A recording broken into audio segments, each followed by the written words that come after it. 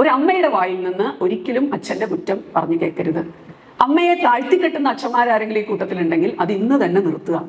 നിന്റെ അമ്മ ഒരു പൊട്ടിയാണ്, നിന്റെ അമ്മയ്ക്ക് ഒന്നും അറിഞ്ഞുകൂടാ, നിന്റെ അമ്മയ്ക്ക് വർത്താനം പറയാൻ അറിയാവോ, നിന്റെ അമ്മയ്ക്ക് ഒരു നല്ല കൂട്ടാൻ വയ്ക്കാൻ അറിയാവോ, ഇങ്ങനെ ഈ അമ്മയെ താത്തിക്കെട്ടുന്ന അച്ഛൻ അമ്മയുടെ കോൺഫിഡൻസ് കളയുന്നതിനോടൊപ്പം കുട്ടികളുടെ കോൺഫിഡൻസും കളയുക. ഇങ്ങനെ കുട്ടിക്ക് ഒരു കുഴപ്പമുണ്ടെങ്കിൽ അവന്റെ മുമ്പിൽ വെച്ച് എൻ്റെ ഡോക്ടറെ ഇവനൊരു മണ്ടനും പൊട്ടനും ആയി പോയി ഡോക്ടറെ ഇങ്ങനെയൊന്നും പറയരുത്. ആരുടെയും ഡോക്ടറുടെ എന്നല്ല, ആരുടെയും മുമ്പിൽ വെച്ച് കുട്ടി അങ്ങനെ പറയരുത്. അങ്ങനെ ADHD ഉള്ള കുട്ടികളെ നമ്മളത് ഐഡന്റിഫൈ ചെയ്യാതെ, അത് നമ്മളൊന്ന് മനസ്സിലാക്കാതെ നമ്മൾ മുമ്പോട്ടങ്ങ് പോകുകയെന്ന് വിചാരിക്കും. ഈ കുട്ടി നാളെ സമൂഹത്തിനൊരു വിപത്താവും. ആരെങ്കിലും വിളിച്ചിട്ട് എടാ ഇതൊന്നും അടിച്ചു നോക്കടാ, നീ നോക്ക് എങ്ങനെ ഇരിക്കുമെന്നറിയോ, എന്ത് രസമാണെന്നറിയോ, നീ എടാ ഒരു ആണാണോ, ഇങ്ങനെ നമ്മളുടെ ഒരു ആൺകുട്ടിയുടെ ആണത്വത്തെ ചോദ്യം ചെയ്യുന്ന രീതിയിൽ നീ ഒരു ആണാണോടാ എന്നൊക്കെ ചോദിക്കുമ്പോൾ അതിലെല്ലാം വീണു പോകുന്നത് ബഹുഭൂരിപക്ഷവും ഇതുപോലെ ചെറിയ വൈകല്യമുള്ള കുട്ടികളാണ്. ഈ അച്ഛനും അമ്മയും തമ്മിലുള്ള സ്പർദ്ധ 3 തലമുറയെ കോടതി മുറിയിൽ എത്തിച്ചു എന്ന് ഓർക്കണം. അച്ഛനും അമ്മയും 2 മുറികളിൽ കഴിയുന്ന ആരെങ്കിലും ഈ കൂട്ടത്തിലുണ്ടെങ്കിൽ ഇന്ന് അച്ഛൻ അമ്മയുടെ അടുത്തേക്കോ അമ്മ അച്ഛൻ്റെ അടുത്തേക്കോ പൊക്കോണം. എൻ്റെ അപ്പൻ ഭയങ്കര വെള്ളവാ എന്നെ. അപ്പയുണ്ടല്ലോ, അപ്പൻ ഇങ്ങനെ ഷർട്ട് കൊടുന്ന് ഈ വാതിലിൽ തൂക്കിയിട്ടു. അപ്പയോ അമ്മയെ ഞാനും ഒക്കെ അതിൽ നിന്ന് എടുക്കും പൈസ, അങ്ങനെ എടുത്തെടുത്തെടുത്ത് ഇത് അങ്ങനെയൊക്കെ എടുത്തൊക്കെയാണ് ഞാനിങ്ങനെ. അപ്പൊ ഇതൊക്കെ എവിടെ നിന്നാ പഠിക്കണേ ആ കുട്ടി? സ്വന്തം വീട്ടിൽ നിന്ന് നമ്മൾ കാണിച്ചു കൊടുക്കുന്നത്, നമ്മൾ ഇട്ട് കൊടുക്കുന്ന വിത്ത്.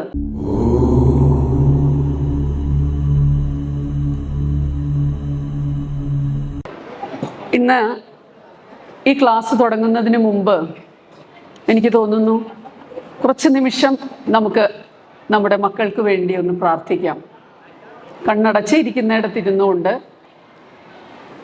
കുറച്ച് നിമിഷം നമ്മുടെ മക്കൾക്ക്, അവര് ജനിച്ച ആ ദിവസം, നിങ്ങളുടെ കൈകളിലേക്ക് അവരെ തന്ന ആ നിമിഷം, അവരുടെ മുഖം എങ്ങനെയിരുന്നു എന്ന് മനസ്സിലൊന്ന് ഓർത്തുകൊണ്ട് ഒന്ന് പ്രാർത്ഥിക്കൂ.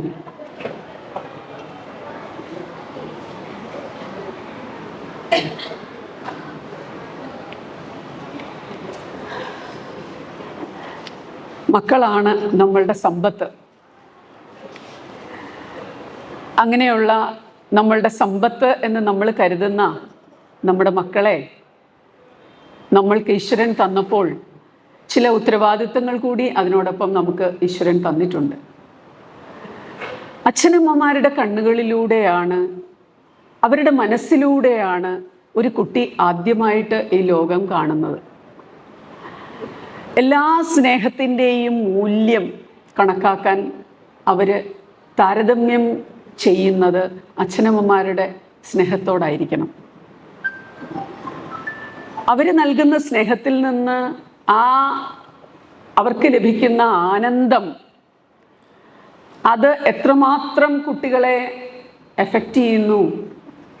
അവരുടെ വ്യക്തിത്വ രൂപീകരണത്തിന് അച്ഛനമ്മമാരുടെ സ്നേഹം, അച്ഛനമ്മമാർ പ്രകടിപ്പിക്കുന്ന സ്നേഹം, അവരുടെ ഉള്ളിലുള്ള സ്നേഹമല്ല ഞാൻ പറയണേ, അച്ഛനമ്മമാർ പുറത്ത് പ്രകടിപ്പിക്കുന്ന ആ സ്നേഹത്തിന് വലിയ ഒരു പങ്കുണ്ട് എന്ന് ഇവിടെ ഇരിക്കുന്ന ഓരോരുത്തരും മനസ്സിലാക്കുക.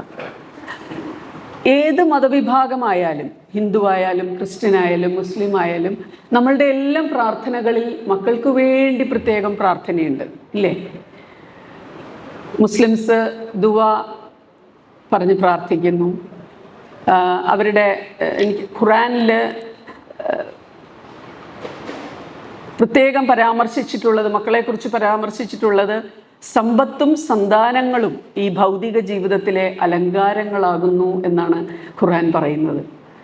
അവരുടെ ഒരു പ്രാർത്ഥന, മുസ്ലിംസിൻ്റെ ഒരു പ്രാർത്ഥനയിൽ, ഞങ്ങളുടെ രക്ഷിതാവേ, ഞങ്ങളുടെ ഇണകളിൽ നിന്നും സന്തതികളിൽ നിന്നും ഞങ്ങൾക്ക് നീ കൺകുളിർമ, അതായത് മനസ്സന്തോഷം പ്രദാനം ചെയ്യണേ, ഞങ്ങളെ ഭയഭക്തന്മാർക്ക് മാതൃകയാക്കുകയും ചെയ്യണമേ എന്ന് ഖുർആനിലൊരു പ്രാർത്ഥനയുണ്ട്. ഇനി ക്രിസ്ത്യൻസിനാണെങ്കിൽ അവരുടെ നിത്യപ്രാർത്ഥനകളിൽ, നിത്യപ്രാർത്ഥനാ പുസ്തകങ്ങളിൽ നിത്യപ്രാർത്ഥനയുണ്ട് മക്കൾക്ക് വേണ്ടി, ഉണ്ടല്ലോ അല്ലേ? മക്കൾക്ക് വേണ്ടി പ്രത്യേകം പ്രാർത്ഥിക്കുന്നത്.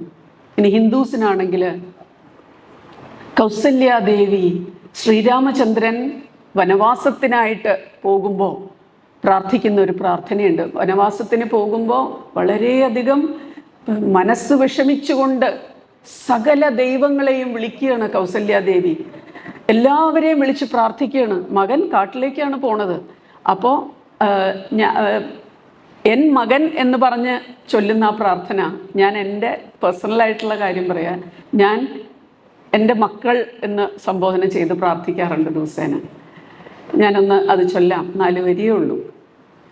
സൃഷ്ടികർത്താവേ വിരിഞ്ച പത്മാസന പുഷ്ടദയാബ്ദേ പുരുഷോത്തമ ഹരേ മൃത്യുഞ്ജയ മഹാദേവ ഗൗരീപദേ വൃത്രാരി മുമ്പായ ദിക്പാലകന്മാരെ ദുർഗേ ഭഗവതി ദുഃഖവിനാശിനി സർഗസ്ഥിതിലയ കാരിണീ ചണ്ഡികേ എൻ മക്കളാശു നടക്കുന്നേരവും കൽമഷം തീർന്നിരുന്നിടുന്ന നേരവും തൻ മതികെട്ടുറങ്ങിയിടുന്ന നേരവും സമോദമാർന്ന് രക്ഷിച്ചിടുവിൻ നിങ്ങൾ. എല്ലാവരോടും പ്രാർത്ഥിക്കണം, അവരിയ്ക്കുമ്പോഴും കിടക്കുമ്പോഴും ഉറങ്ങുമ്പോഴും ഒക്കെ അവരെ രക്ഷിക്കണേ എന്ന്. ഈ ഒരു പ്രാർത്ഥന ഇവിടെ ഇരിക്കുന്ന ഓരോ അച്ഛനമ്മമാരുടെ മനസ്സിലും എപ്പോഴും എപ്പോഴും ഉണ്ടായിരിക്കണം. നിങ്ങൾ എന്തെല്ലാം ക്ലാസ്സുകൾ അറ്റൻഡ് ചെയ്താലും, നിങ്ങൾ എന്തെല്ലാം വായിച്ചാലും മനസ്സിലാക്കിയാലും അനുഭവങ്ങൾ ഉണ്ടായാലും പ്രാർത്ഥനയ്ക്കൊരു വലിയ ശക്തിയുണ്ട് എന്ന് ഇവിടെ ഇരിക്കുന്നവർ മനസ്സിലാക്കുക. പ്രാർത്ഥനയുടെ ശക്തി മനസ്സിലാക്കിക്കൊണ്ട് നമുക്ക് ഈ ക്ലാസ്സിലേക്ക് കടക്കാം. ഇത് ഇങ്ങനെയുള്ള ക്ലാസ്സുകൾ വയ്ക്കുമ്പോൾ നിങ്ങൾ മനസ്സിലാക്കുക, നമ്മളിലേക്കുള്ള ഒരു തിരിഞ്ഞുനോട്ടമായിട്ട് ഇതിനെ നിങ്ങൾ കാണുക. അപ്പം ചോദിക്കും, പണ്ടത്തെ കാലത്ത് ഇങ്ങനെയുള്ള ക്ലാസ്സുകളൊന്നും ഇല്ലാതിരുന്ന കാലത്തല്ലേ ഞാനും നിങ്ങളുമൊക്കെ വളർന്നത്? അന്നൊന്നും ഇതുപോലെ ക്ലാസ് അറ്റൻഡ് ചെയ്തിട്ടല്ലല്ലോ നമ്മളെ പഠിപ്പിച്ചത്. ഇപ്പോൾ എന്തിനാണ് ഇങ്ങനത്തെ ക്ലാസ്സുകൾ എന്ന് ഇവിടെ ഇരിക്കുന്ന ഏതെങ്കിലും മാതാപിതാക്കൾക്ക് ഒരു സംശയം തോന്നിയാൽ നിങ്ങൾ ഓർക്കുക, ഒരു കൂട്ടുകുടുംബ വ്യവസ്ഥിതിയിൽ ജീവിച്ചിരുന്ന ഈ കേരളത്തിലെ ജനങ്ങൾ ഇന്ന് അണുകുടുംബങ്ങളായി. അണുകുടുംബങ്ങൾ എന്ന് പറയുമ്പോൾ ഒരു അച്ഛൻ, അമ്മ, മക്കൾ, അല്ലെങ്കിൽ ഒരു കുട്ടി, അച്ഛനും അമ്മ, ഒരു കുട്ടിയും ഉണ്ടാവും. പണ്ടാണെങ്കിലോ കൂട്ടുകുടുംബത്തിൽ ചേട്ടനനിയന്മാരുടെ മക്കളെല്ലാവരും ഉണ്ട്, അവരുടെ ഭാര്യമാരുണ്ട്, മുത്തശ്ശനുണ്ട്, അമ്മൂമ്മയുണ്ട്. എപ്പോഴും എല്ലാ വീട്ടിലും ഒരു വിവാഹം, മിക്കവാറും എല്ലാ വീട്ടിലും ഒരു വിവാഹം കഴിക്കാത്തൊരു വ്യക്തി ഉണ്ടാവും, എന്തെങ്കിലും ഒരു സുഖമില്ലാത്ത ഒരാളുണ്ടാകും, കല്യാണം കഴിക്കാതെ നിൽക്കുന്ന അങ്ങനെയൊക്കെയുള്ള ആളുകൾ അടങ്ങുന്ന ഒരു കൂട്ടായ്മയിൽ ജീവിക്കുമ്പോൾ ഓരോ കുട്ടിയും ഒന്നല്ലെങ്കിൽ മറ്റൊരാളുടെ കൈകളിൽ സുരക്ഷിതരാണ്. ആ കൂട്ടത്തിൽ ഒരു ദേഷ്യക്കാരിയായ അമ്മായി ഉണ്ടാവും, ഒരു കുശുംബിയായിട്ടുള്ള ചിറ്റ ഉണ്ടാവും, സ്നേഹനിധിയായ മറ്റൊരു മാമി ഉണ്ടാവും, വളരെ എല്ലാവർക്കും മാതൃകയായിട്ടുള്ള ഒരു അമ്മാവനുണ്ടാവും, അല്ലെങ്കിൽ മുത്തശ്ശൻ വളരെ കർക്കശ സ്വഭാവക്കാരനും അതിൻ്റെ ഒപ്പം തന്നെ സ്നേഹത്തോടെ ചേർത്ത് പിടിക്കുന്ന മുത്തശ്ശനുണ്ടാവും. അച്ഛനും അമ്മയും സ്വന്തം മക്കളെ വഴക്ക് പറഞ്ഞാലോ 2 തല്ല് തല്ലിയാലോ ഒക്കെ അവരെ ചേർത്ത് പിടിക്കാൻ മറ്റാളുകളുണ്ട്. ഇനി ഇതൊന്നും ഇല്ല എങ്കിൽ പോലും അയൽപ്പക്കത്തെ ആളുകളുമായിട്ട് നല്ല സ്നേഹത്തിലായിരിക്കും എല്ലാവരും. മതിൽക്കെട്ടുകളില്ലാത്തൊരു കാലമായിരുന്നു അത്. എല്ലാം ഒരുപോലെ കണ്ടിരുന്നത്. അപ്പോൾ കുഞ്ഞുങ്ങളെപ്പോഴും ഇന്നൊരു അച്ഛൻ്റെ ഇന്നൊരു അടി കിട്ടിയാലും അടുത്ത നിമിഷം ഓടിപ്പോയി കളിച്ചു തിരിച്ചു വന്നു. ആ അടിച്ചെടുത്തൊന്ന് അമ്മൂമ്മ ഇത്തിരി ഭസ്മം പറ്റിത്തരും. ഞാൻ എൻ്റെ ചെറിയ പ്രായത്തിലുള്ള അനുഭവം പറഞ്ഞു. 2 തല്ലൊക്കെ കിട്ടി കഴിയുമ്പോൾ വേഗം അമ്മൂമ്മ പറയും, കുട്ടി ഇത്തിരി ഭസ്മം എടുത്ത് പറ്റിക്കോളും, അങ്ങ് മാറിക്കോളും, അത് തിമിർത്ത് കിടക്കണം, അത് മാറിക്കോളും.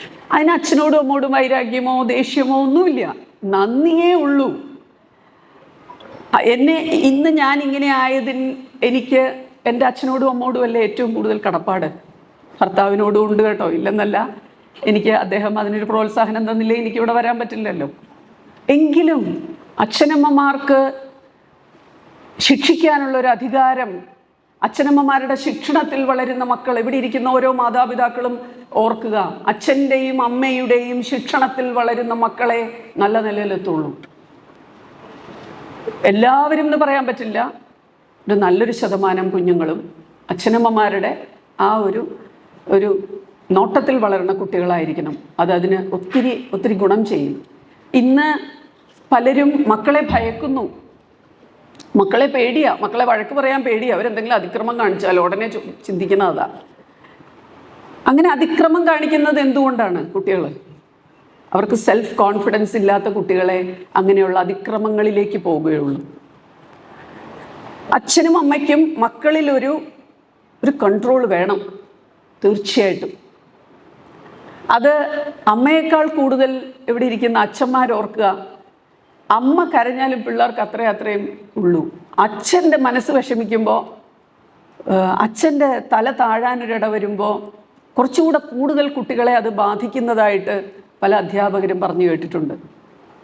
എനിക്കും തോന്നിയിട്ടുണ്ട്, എൻ്റെ സ്വന്തം കാര്യത്തിലും എനിക്ക് തോന്നിയിട്ടുണ്ട്. എന്നേക്കാൾ കൂടുതൽ അവരുടെ അച്ഛൻ വിഷമിക്കുമ്പോൾ അവർക്ക് കുറച്ചുകൂടെ ഒന്ന് ഫീൽ ചെയ്യുന്നു എന്ന് എനിക്ക് തോന്നിയിട്ടുണ്ട്.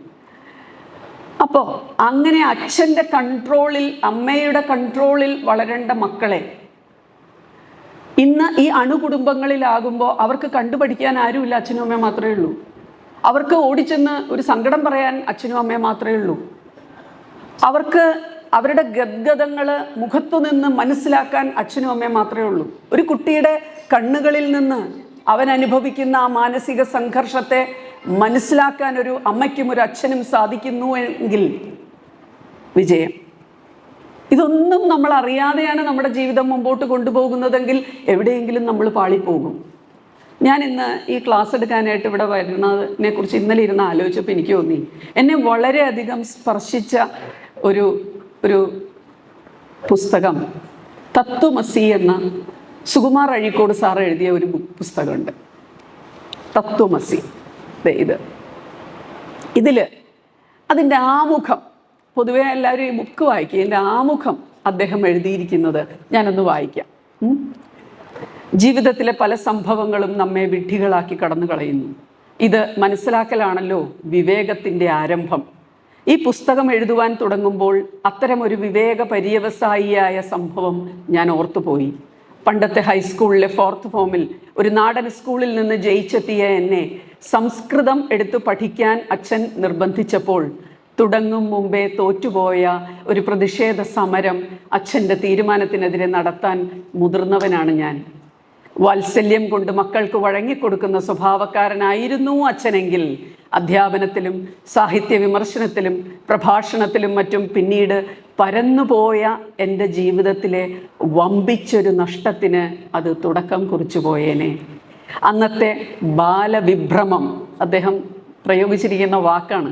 ആ കുട്ടിയുടെ ആ അറിവില്ലായ്മയിൽ നിന്ന് ഉണ്ടാകുന്ന ഒരു വികാരം, എനിക്ക് സംസ്കൃതം പഠിക്കണ്ട എന്ന് അദ്ദേഹത്തിന് തോന്നിയ ആ വിഭ്രമം, അന്നത്തെ ബാലവിഭ്രമം പിതാവിൻ്റെ ആജ്ഞാശക്തി മൂലം എൻ്റെ ഭാവിയെ ബാധിക്കാതെ പോയതിനാൽ ഞാൻ രക്ഷപ്പെടുകയുണ്ടായി. ഞാൻ ഇന്ന് ചേർന്നിരിക്കുന്ന ലോകമാകട്ടെ ഇത്തരം ബാലചാബല്യങ്ങൾക്കാകണം വിദ്യാർത്ഥികളുടെ തീരുമാനങ്ങളെ നിയന്ത്രിക്കുന്നതെന്ന സിദ്ധാന്തം ഏറെക്കുറെ അംഗീകരിച്ചു കഴിഞ്ഞിരിക്കുന്നു. ഇത്രമാത്രം മാറിപ്പോയ ഈ പുതിയ പ്രപഞ്ചത്തിൽ എനിക്ക് വിദ്യാർത്ഥിയായി കഴിയേണ്ടി വന്നില്ലല്ലോ എന്നോർക്കുമ്പോൾ തോന്നുന്ന ആശ്വാസം ഞാനിപ്പോൾ ഓമനിച്ചു പോരുന്ന ഒരു സ്വാർത്ഥ വികാരമാണ്. ഇനിയുള്ളത് കേൾക്കുക. കാലം മറ്റൊരു തരത്തിലായിരുന്നത് കൊണ്ടാണ് അന്ന് എൻ്റെ തീരുമാനത്തിൽ നിന്ന് എന്നെ രക്ഷിക്കാൻ അച്ഛന് കഴിഞ്ഞത്. അങ്ങനെ ഞാൻ അല്പം സംസ്കൃതം പഠിച്ചു. ഇന്ന് അപ്രകാരം വിവേകരഹിതമായ ഒരു തീരുമാനത്തിൽ നിന്ന് സ്വന്തം മകനെ ആജ്ഞാശക്തി മൂലം രക്ഷിക്കാൻ പോരുന്ന എത്ര പിതാക്കളുണ്ട് എന്ന് ഞാൻ ആലോചിച്ചു പോകുന്നു. ശരിയല്ലേ? എത്ര അച്ഛന്മാർക്ക് മക്കളിൽ ഒരു സ്നേഹസമ്പന്നമായ ഒരു കൺട്രോള് ഉണ്ട്, എത്ര അമ്മമാർക്കുണ്ട്. അപ്പോൾ ഇതൊക്കെ നമുക്ക് സാധിക്കാവുന്ന കാര്യങ്ങളേ ഉള്ളൂ. മക്കളെ ഒന്ന് മനസ്സിലാക്കിയാൽ മതി. നമ്മൾ അവരുടെ ഷൂസിൽ നിന്നുകൊണ്ട് ഒന്ന് ചിന്തിക്കാൻ നമുക്കൊരു മനസാന്നിധ്യം ഉണ്ടായാൽ മതി. നിങ്ങൾക്കറിയാം, ഞാൻ നേരത്തെ പറഞ്ഞ പോലെ ഓരോ കുഞ്ഞും ഈ ലോകത്തെ അറിയുന്നത് അച്ഛനമ്മമാരുടെ മനോഭാവങ്ങളിലൂടെയാണ്. അച്ഛനമ്മമാർക്ക് മറ്റുള്ളവരോടുള്ള ആറ്റിറ്റ്യൂഡാണ് മക്കളും എടുക്കുന്നത്. ഇപ്പോൾ അച്ഛൻ്റെ അമ്മയോട് സ്വന്തം അമ്മയ്ക്ക് താല്പര്യമില്ല എങ്കിൽ മനസ്സുകൊണ്ട് കുട്ടിക്കും താല്പര്യം വരില്ല. അമ്മയുടെ ബന്ധുക്കളോട് അച്ഛന് താല്പര്യമില്ല എങ്കിൽ കുഞ്ഞുങ്ങൾക്കും അടിസ്ഥാനപരമായി താല്പര്യം വരില്ല. അപ്പോൾ എല്ലാം നമ്മൾ എന്താണോ കുട്ടികളുടെ തലച്ചോറിലേക്ക് ഇട്ടുകൊടുക്കുന്നത് അതാണ് അവിടെ ഇരുന്ന് വളരുന്നത്. ഒരു കുട്ടി നശിക്കാനൊരിട വന്നാൽ അതിൻ്റെ ഉത്തരവാദി ഒരു 75% അച്ഛനമ്മമാരാണ്. അതെപ്പോഴും നിങ്ങൾക്ക് ഓർമ്മയിലുണ്ടാവുക. അത് നമ്മളെ ഒന്ന് പഠിപ്പിച്ചേ പറ്റൂ. ഇപ്പം ഇവിടെ വന്നിട്ടുള്ള അമ്മമാർക്ക് അച്ഛൻ വന്നിട്ടില്ല, അമ്മ മാത്രമേ വന്നിട്ടുള്ളൂ എങ്കിൽ നിങ്ങൾ മനസ്സിലാക്കുന്ന കാര്യങ്ങൾ നിങ്ങൾ ഭർത്താവിനോട്, എനിക്ക് സ്ത്രീകളോടാണ് പറയാനുള്ളത്, നല്ല രീതിയിൽ പറഞ്ഞ് മനസ്സിലാക്കി കൊടുക്കുക. അവരുടെ നല്ല സമയം നോക്കി പറഞ്ഞ് മനസ്സിലാക്കി കൊടുക്കുക. അച്ഛന്മാരെ കുറ്റപ്പെടുത്താതെ. ഒരിക്കലും അച്ഛൻ്റെ കുറ്റം മക്കൾക്ക് പറഞ്ഞു കൊടുക്കുന്ന ഒരു അമ്മ ഒരിക്കലും ഒരു നല്ല അമ്മയല്ല. മക്കൾ ഇതൊക്കെ കണ്ട് മനസ്സിലാക്കുന്നുണ്ട്, നിങ്ങൾ വിഷമിക്കണ്ട. മക്കൾ ഇതെല്ലാം കാണുന്നുണ്ട്. നല്ല ബോധമുള്ള കുട്ടികളാണ് ഇപ്പോഴത്തെ കുട്ടികൾ, വളരെയധികം ഐക്യമുള്ള കുട്ടികളാണ്. എല്ലാവരുടെയും വികലമായ സ്വഭാവ രീതികൾ കുട്ടികൾ മനസ്സിലാക്കുന്നുണ്ട്. പക്ഷെ ഹെൽപ്ലെസ് ആണ് കുട്ടികൾ. പക്ഷെ ഒരമ്മയുടെ വായിൽ നിന്ന് ഒരിക്കലും അച്ഛൻ്റെ കുറ്റം പറഞ്ഞു കേൾക്കരുത്. അമ്മയെ താഴ്ത്തിക്കെട്ടുന്ന അച്ഛന്മാരാരെങ്കിലും ഈ കൂട്ടത്തിലുണ്ടെങ്കിൽ അത് ഇന്ന് തന്നെ നിർത്തുക. നിന്റെ അമ്മ ഒരു പൊട്ടിയാണ്, നിന്റെ അമ്മയ്ക്ക് ഒന്നും അറിഞ്ഞുകൂടാ, നിന്റെ അമ്മയ്ക്ക് വർത്താനം പറയാൻ അറിയാവോ, നിന്റെ അമ്മയ്ക്ക് ഒരു നല്ല കൂട്ടാൻ വയ്ക്കാൻ അറിയാവോ, ഇങ്ങനെ ഈ അമ്മയെ താഴ്ത്തിക്കെട്ടുന്ന അച്ഛൻ അമ്മയുടെ കോൺഫിഡൻസ് കളയുന്നതിനോടൊപ്പം കുട്ടികളുടെ കോൺഫിഡൻസും കളയുക. ജീവിക്കാനുള്ള ആ ഒരു തൻ്റെ ഇടം കുട്ടിക്കില്ലാതെ പോവുക. എപ്പോഴും നിങ്ങൾ ഓർക്കണം, നല്ല ഓർമ്മകൾ മക്കൾക്ക് കൊടുത്തുകൊണ്ട് വേണം നമ്മൾ ഈ ലോകത്ത് നിന്ന് പോവാൻ. ഇന്ന് നമുക്ക് എന്തെങ്കിലും സംഭവിച്ചാൽ നമ്മുടെ കുഞ്ഞുങ്ങൾക്ക് നല്ല ഓർമ്മകളെ നമ്മളെക്കുറിച്ച് ഉണ്ടാകാവൂ.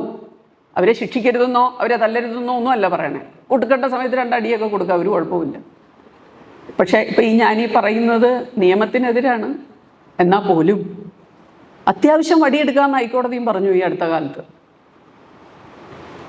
അപ്പോൾ അത് അവരുടെ നന്മയ്ക്കല്ലേ നമ്മൾ ചെയ്യണത്. അവരെ എന്നാൽ ഇത് നിങ്ങൾ മനസ്സിലാക്കുക, ചില വീടുകളിലെ മാതാപിതാക്കള് കുറച്ച് പെരുമാറ്റ വൈകല്യമുള്ള ഒരു ഭർത്താവാണ് ഒരു സ്ത്രീക്കുള്ളതെങ്കിൽ, അതായത് ഒരു നാർസിസിസ്റ്റിക് പേഴ്സണാലിറ്റി ഡിസോർഡർ എന്ന് നാമകരണം ചെയ്യുന്ന ഒരു വല്ലാത്ത സ്വഭാവക്കാരൻ, വേദനിപ്പിച്ച് പിള്ളേരെ വേദനിപ്പിച്ച് അതിൽ ആനന്ദം കണ്ടെത്തുക, ഭാര്യയെ വേദനിപ്പിച്ച് അതിൽ ആനന്ദം കണ്ടെത്തുക, അങ്ങനെ അവരെ ഒരു ഡോർമാറ്റാക്കി ഇങ്ങനെ ഇട്ടേക്കുക. അവർക്കതിൽ നിന്ന് രക്ഷപ്പെടാനും പറ്റുന്നില്ല. അവര് വല്ലാതെ വിഷമിപ്പിക്കുന്ന ഒരു വല്ലാത്ത മാനസിക അവസ്ഥയിലുള്ള പുരുഷന്മാരാണ് നിങ്ങളുടെ ഭർത്താവെങ്കിൽ, തിരിച്ച് ഭാര്യ ഭയങ്കര ഒരു വഴക്കാളിയും ഒരാളുമായിട്ടും ചേരാത്തൊരു സ്വഭാവക്കാരിയാണ് ഭാര്യയെങ്കിലും, ആ സിറ്റുവേഷൻ ഡീൽ ചെയ്യാൻ ആ പാർട്ട്ണർക്ക് സാധിക്കണം. ഇത് മക്കളെ ബാധിക്കാതെ നിങ്ങൾ മുമ്പോട്ട് കൊണ്ടുപോകണം. അവരുടെ മുമ്പിൽ വെച്ച് അവരെ ഞാൻ നേരത്തെ പറഞ്ഞ പോലെ കുറ്റങ്ങൾ പറയുകയോ പഴിചാരുകയോ ചെയ്യാതെ നല്ല രീതിയിൽ അതിനെ ഇത് കൂട്ടത്തിൽ ആരുടെയെങ്കിലും ഭർത്താക്കന്മാർ മദ്യപാനികളായിട്ടുണ്ടെങ്കിൽ, വെറുതെ വല്ലപ്പോഴും ഒന്ന് സ്മോൾ അടിക്കുന്നതല്ല ഞാൻ പറഞ്ഞത്, മദ്യപാനം കൊണ്ട് നിങ്ങൾക്ക് നിവൃത്തികേടാണെങ്കിൽ, നിങ്ങൾക്കൊരു തരത്തിലും അയാളെ കൺട്രോൾ ചെയ്യാൻ പറ്റുന്നില്ല എന്നുണ്ടെങ്കിൽ, കുഞ്ഞുങ്ങൾ അതുങ്ങളുടെ ഭാവി കഷ്ടത്തിലായിട്ടിരിക്കുകയും കുട്ടികളെ എനിക്കറിയാം പല വീടുകളിലും ഫ്യൂസ് ഊരിക്കൊണ്ട് പോകുക, ലൈറ്റ് കെടുത്തുക, രാത്രി പിള്ളേരെ പഠിക്കാൻ പറ്റാത്ത രീതിയിൽ ബഹളം ഉണ്ടാക്കുക, ഇങ്ങനത്തെയൊക്കെ വിക്രിയകളാണ് പുരുഷൻ കാണിക്കുന്നതെങ്കിൽ, വളരെ സൗമ്യമായിട്ട് നിങ്ങൾ പറഞ്ഞു കൊടുത്തിട്ട് അയാൾക്ക് മനസ്സിലാവണില്ല എന്നുണ്ടെങ്കിൽ അയാൾ ഒരു രോഗിയായി എന്നർത്ഥം, അയാൾ ഈ മദ്യത്തിന് അടിമയായി എന്നർത്ഥം. അങ്ങനെ ഒരു മദ്യത്തിന് അടിമയായിട്ടുള്ള ആളെ ഭാര്യ നല്ല വാക്ക് പറഞ്ഞാലൊന്നും അതിൽ നിന്ന് അയാൾക്ക് പിന്തിരിയാൻ പറ്റില്ല. സമയമാകുമ്പോൾ അയാൾക്ക് പോയി കഴിച്ചേ പറ്റൂ. അങ്ങനെ അയാളെ കുറിച്ചി ഹോമിയോ ഹോസ്പിറ്റലിൽ എന്ത് ഫ്രീ ആയിട്ടാണ് അവിടെ ചികിത്സ നടത്തുന്നത്, ഡി അഡിക്ഷൻ ട്രീറ്റ്മെൻറ്റ് നടത്തുന്നത്. ഡി അഡിക്ഷൻ ട്രീറ്റ്മെൻറ്റ് ഫ്രീ ആയിട്ട് നടത്തുന്നതുണ്ട്, പണം കൊടുത്ത് താമസിച്ച് നടത്താൻ പറ്റുന്ന സ്ഥലങ്ങളും ഉണ്ട്. അപ്പോൾ നിങ്ങൾക്ക് അത് നിങ്ങളുടെ കയ്യിൽ ഒതുങ്ങുന്നില്ല എന്നുണ്ടെങ്കിൽ ഞാനൊരു ഉപായം പറഞ്ഞു തരാം. കോട്ടയം ജില്ലയിൽ ഡിസ്ട്രിക്ട് ലീഗൽ സർവീസ് അതോറിറ്റിയുടെ ഓഫീസുണ്ട് മുട്ടമ്പലത്ത്. അവിടെ വന്ന് ഒരു പരാതി എഴുതി തന്നാൽ മതി. ഭർത്താവിനെ ജയിലിലടയ്ക്കാനൊന്നുമല്ല, ഭർത്താവ് ഇങ്ങനെ ബുദ്ധിമുട്ടുണ്ടാക്കുന്നു, അദ്ദേഹത്തെ ഒന്ന് വിളിച്ചു വരുത്തി ഒരു ഡി അഡിക്ഷൻ ട്രീറ്റ്മെൻറ്റിന് വിധേയനാക്കാനുള്ള നടപടി ഉണ്ടാക്കി തരണം എന്ന് പറഞ്ഞൊരു അപേക്ഷ എഴുതി കൊടുത്തു നോക്കൂ. നമുക്കത് അവിടെ ഒരു വിക്ടിം റൈറ്റ്സ് സെൻറ്റർ എല്ലാ ജില്ലയിലുമുണ്ട് ഈ നിയമസേവന അതോറിറ്റിയുടെ ഭാഗമായിട്ട്. വിക്ടിംസ് എന്ന് പറഞ്ഞാൽ സ്ത്രീകൾ മാത്രമല്ല പുരുഷന്മാർക്കും. ഇനി ഒരു പുരുഷനാണ് ഈ ഒരു പ്രശ്നം അനുഭവിക്കുന്നത്, ഒരു പുരുഷന് ഭാര്യയെ ഒരു രക്ഷയില്ല, അവർ ഭയങ്കര സംശയരോഗിയാണ്, അവർ ഭയങ്കര വഴക്കാളിയാണ്, അവരെ ഒരു തരത്തിൽ നിങ്ങൾക്ക് അഡ്ജസ്റ്റ് ചെയ്യാൻ പറ്റുന്നില്ലെങ്കിൽ പുരുഷനും ഇതുപോലെ തന്നെ ചെയ്യാം. ഇനി ഒരു കുട്ടിയാണ് ഇത് അനുഭവിക്കുന്നതെങ്കിൽ, നിങ്ങളുടെ കുട്ടിയാണ് ഈ ബുദ്ധിമുട്ട് അനുഭവിക്കുന്നതെങ്കിൽ, ആ കുട്ടിക്കും ഒരു പരാതി ലീഗൽ സർവീസ് അതോറിറ്റിയിൽ കൊണ്ടുതരാം. എതിർകക്ഷിയെ വിളിച്ചു വരുത്തി അതിനുള്ള നടപടികൾ ചെയ്യും. അതിനുള്ള നടപടികൾ ചെയ്ത് സുഖമായി ജീവിക്കുന്ന ധാരാളം കുടുംബങ്ങളുണ്ട്. ഇതല്ല, ഇങ്ങേരെ പോലീസ് ഒന്ന് പറഞ്ഞാലേ ഇയാൾ കേൾക്കുള്ളൂ എന്നുണ്ടെങ്കിൽ വനിതാ സെല്ലിൽ പരാതി കൊടുത്താൽ മതി. അവിടെ ഭർത്താവിനെ ജയിലിലടയ്ക്കാനൊന്നും അല്ലല്ലോ, നമ്മളൊരു നല്ല ഉദ്ദേശത്തോടു കൂടി ചെയ്യുന്നതല്ലേ. അപ്പോൾ അത് അവർക്കും അത് ചെയ്തു തരാൻ സാധിക്കും. അപ്പോൾ ഞാൻ പറഞ്ഞു വന്നത്, വീട്ടിലുള്ള ആ സാഹചര്യത്തിൽ നിങ്ങളുടെ ആ സാഹചര്യം നിങ്ങൾ കുഞ്ഞുങ്ങൾക്ക് നല്ല ഓർമ്മകൾ ഉണ്ടാക്കി കൊടുക്കുവാൻ, കുട്ടിക്കാലം, അവരുടെ ബാല്യം, അവർക്ക് നല്ല ഓർമ്മകൾ അവർക്ക് നൽകാൻ നിങ്ങൾക്ക് എന്തെങ്കിലും ഒരു ബുദ്ധിമുട്ട് ഉണ്ട് എങ്കിൽ ആ സാഹചര്യത്തിന് ഒരു വ്യത്യാസം വരുത്താൻ നിങ്ങൾ വേണ്ട നടപടികൾ നിങ്ങളുടെ ഭാഗത്തു നിന്ന് ഉണ്ടായില്ല എന്നുണ്ടെങ്കിൽ ഇതുപോലെ തന്നെ ജീവിതം പോവും. കുഞ്ഞിതിൻ്റെ ഇടയിൽ മാനസിക സംഘർഷം അനുഭവിക്കും.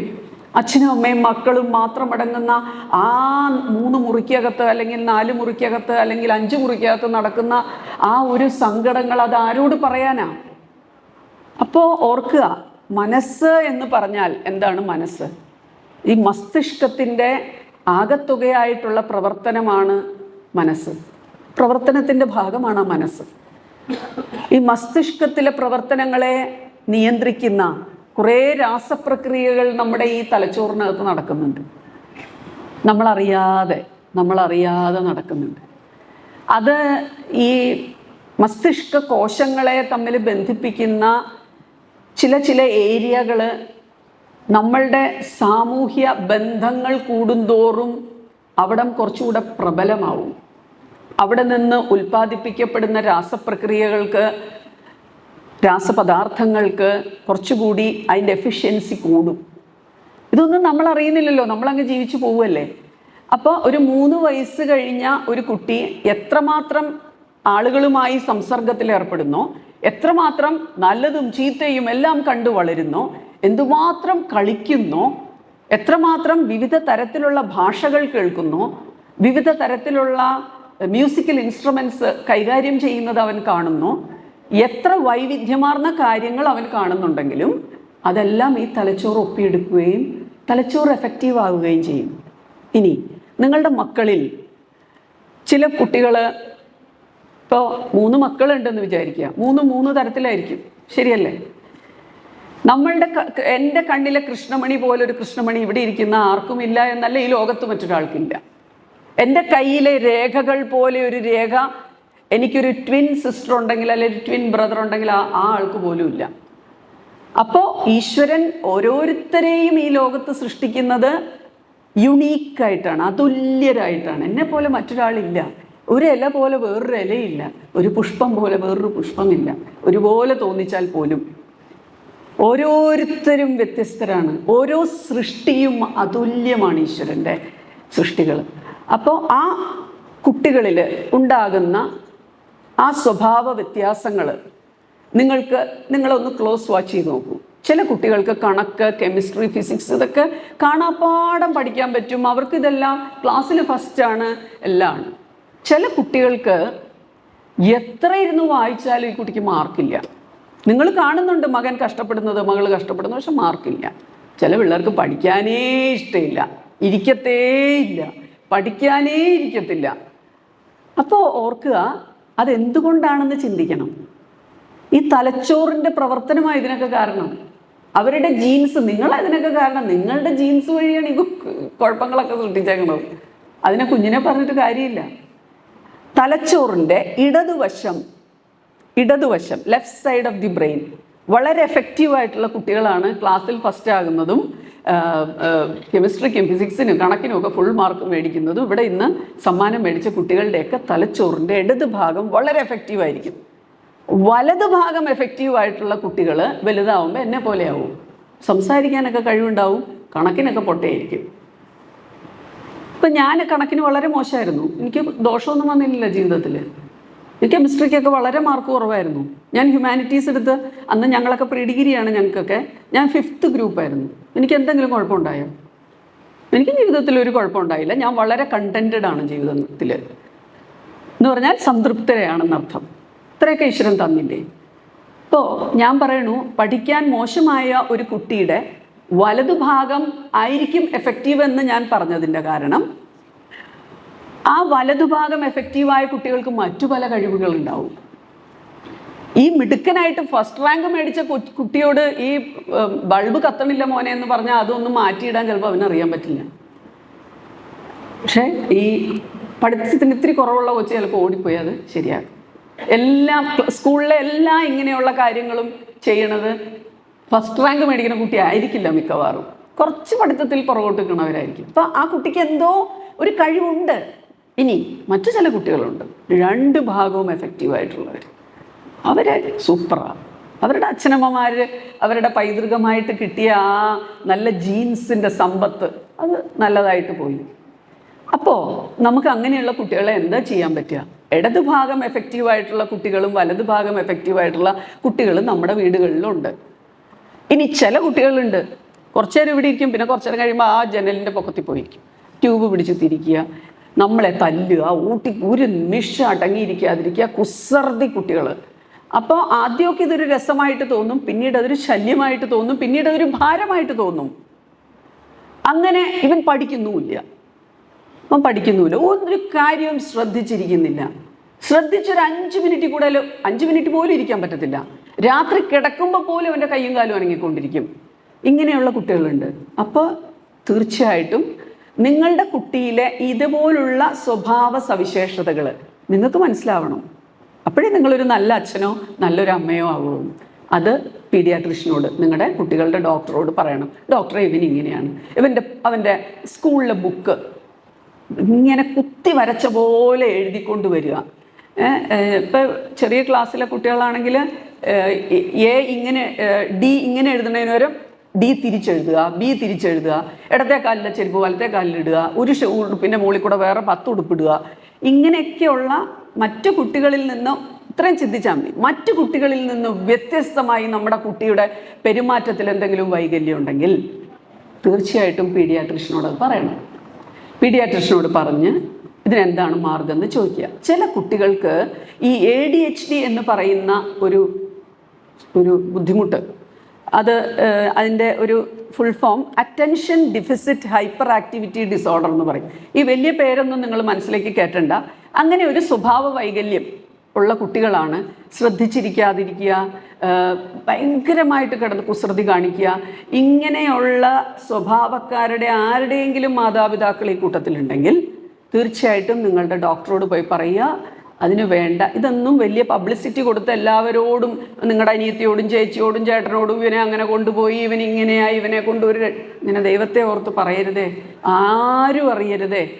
അതൊക്കെ കുട്ടിക്ക് മോശമായി കുട്ടിയെ ബാധിക്കും. അപ്പോൾ വളരെ സൗമ്യമായിട്ട് അവനോട് പറയണ്ട നിനക്ക് ഇങ്ങനെ ഒരു കുഴപ്പമുണ്ടെന്ന്.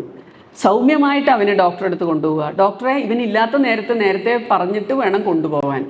എന്തെങ്കിലും ഇങ്ങനെ കുട്ടിക്കൊരു കുഴപ്പമുണ്ടെങ്കിൽ അവൻ്റെ മുമ്പിൽ വെച്ച് എൻ്റെ ഡോക്ടറെ ഇവനൊരു മണ്ടനും പൊട്ടനും ആയിപ്പോയി ഡോക്ടറെ ഇങ്ങനെയൊന്നും പറയരുത്. ഡോക്ടറുടെ എന്നല്ല, ആരുടെയും മുമ്പിൽ വെച്ച് കുട്ടിയെ അങ്ങനെ പറയരുത്. അങ്ങനെ ADHD ഉള്ള കുട്ടികളെ നമ്മളത് ഐഡൻറ്റിഫൈ ചെയ്യാതെ, അത് നമ്മളൊന്ന് മനസ്സിലാക്കാതെ നമ്മൾ മുമ്പോട്ടങ്ങ് പോകുകയെന്ന് വിചാരിക്കൂ. ഈ കുട്ടി നാളെ സമൂഹത്തിനൊരു വിപത്താവും. ഈ ADHD ഉള്ള കുട്ടികളിലെ നല്ലൊരു ശതമാനവും ലഹരിക്ക് അടിമയാവും. കാരണം എന്താണെന്നറിയോ?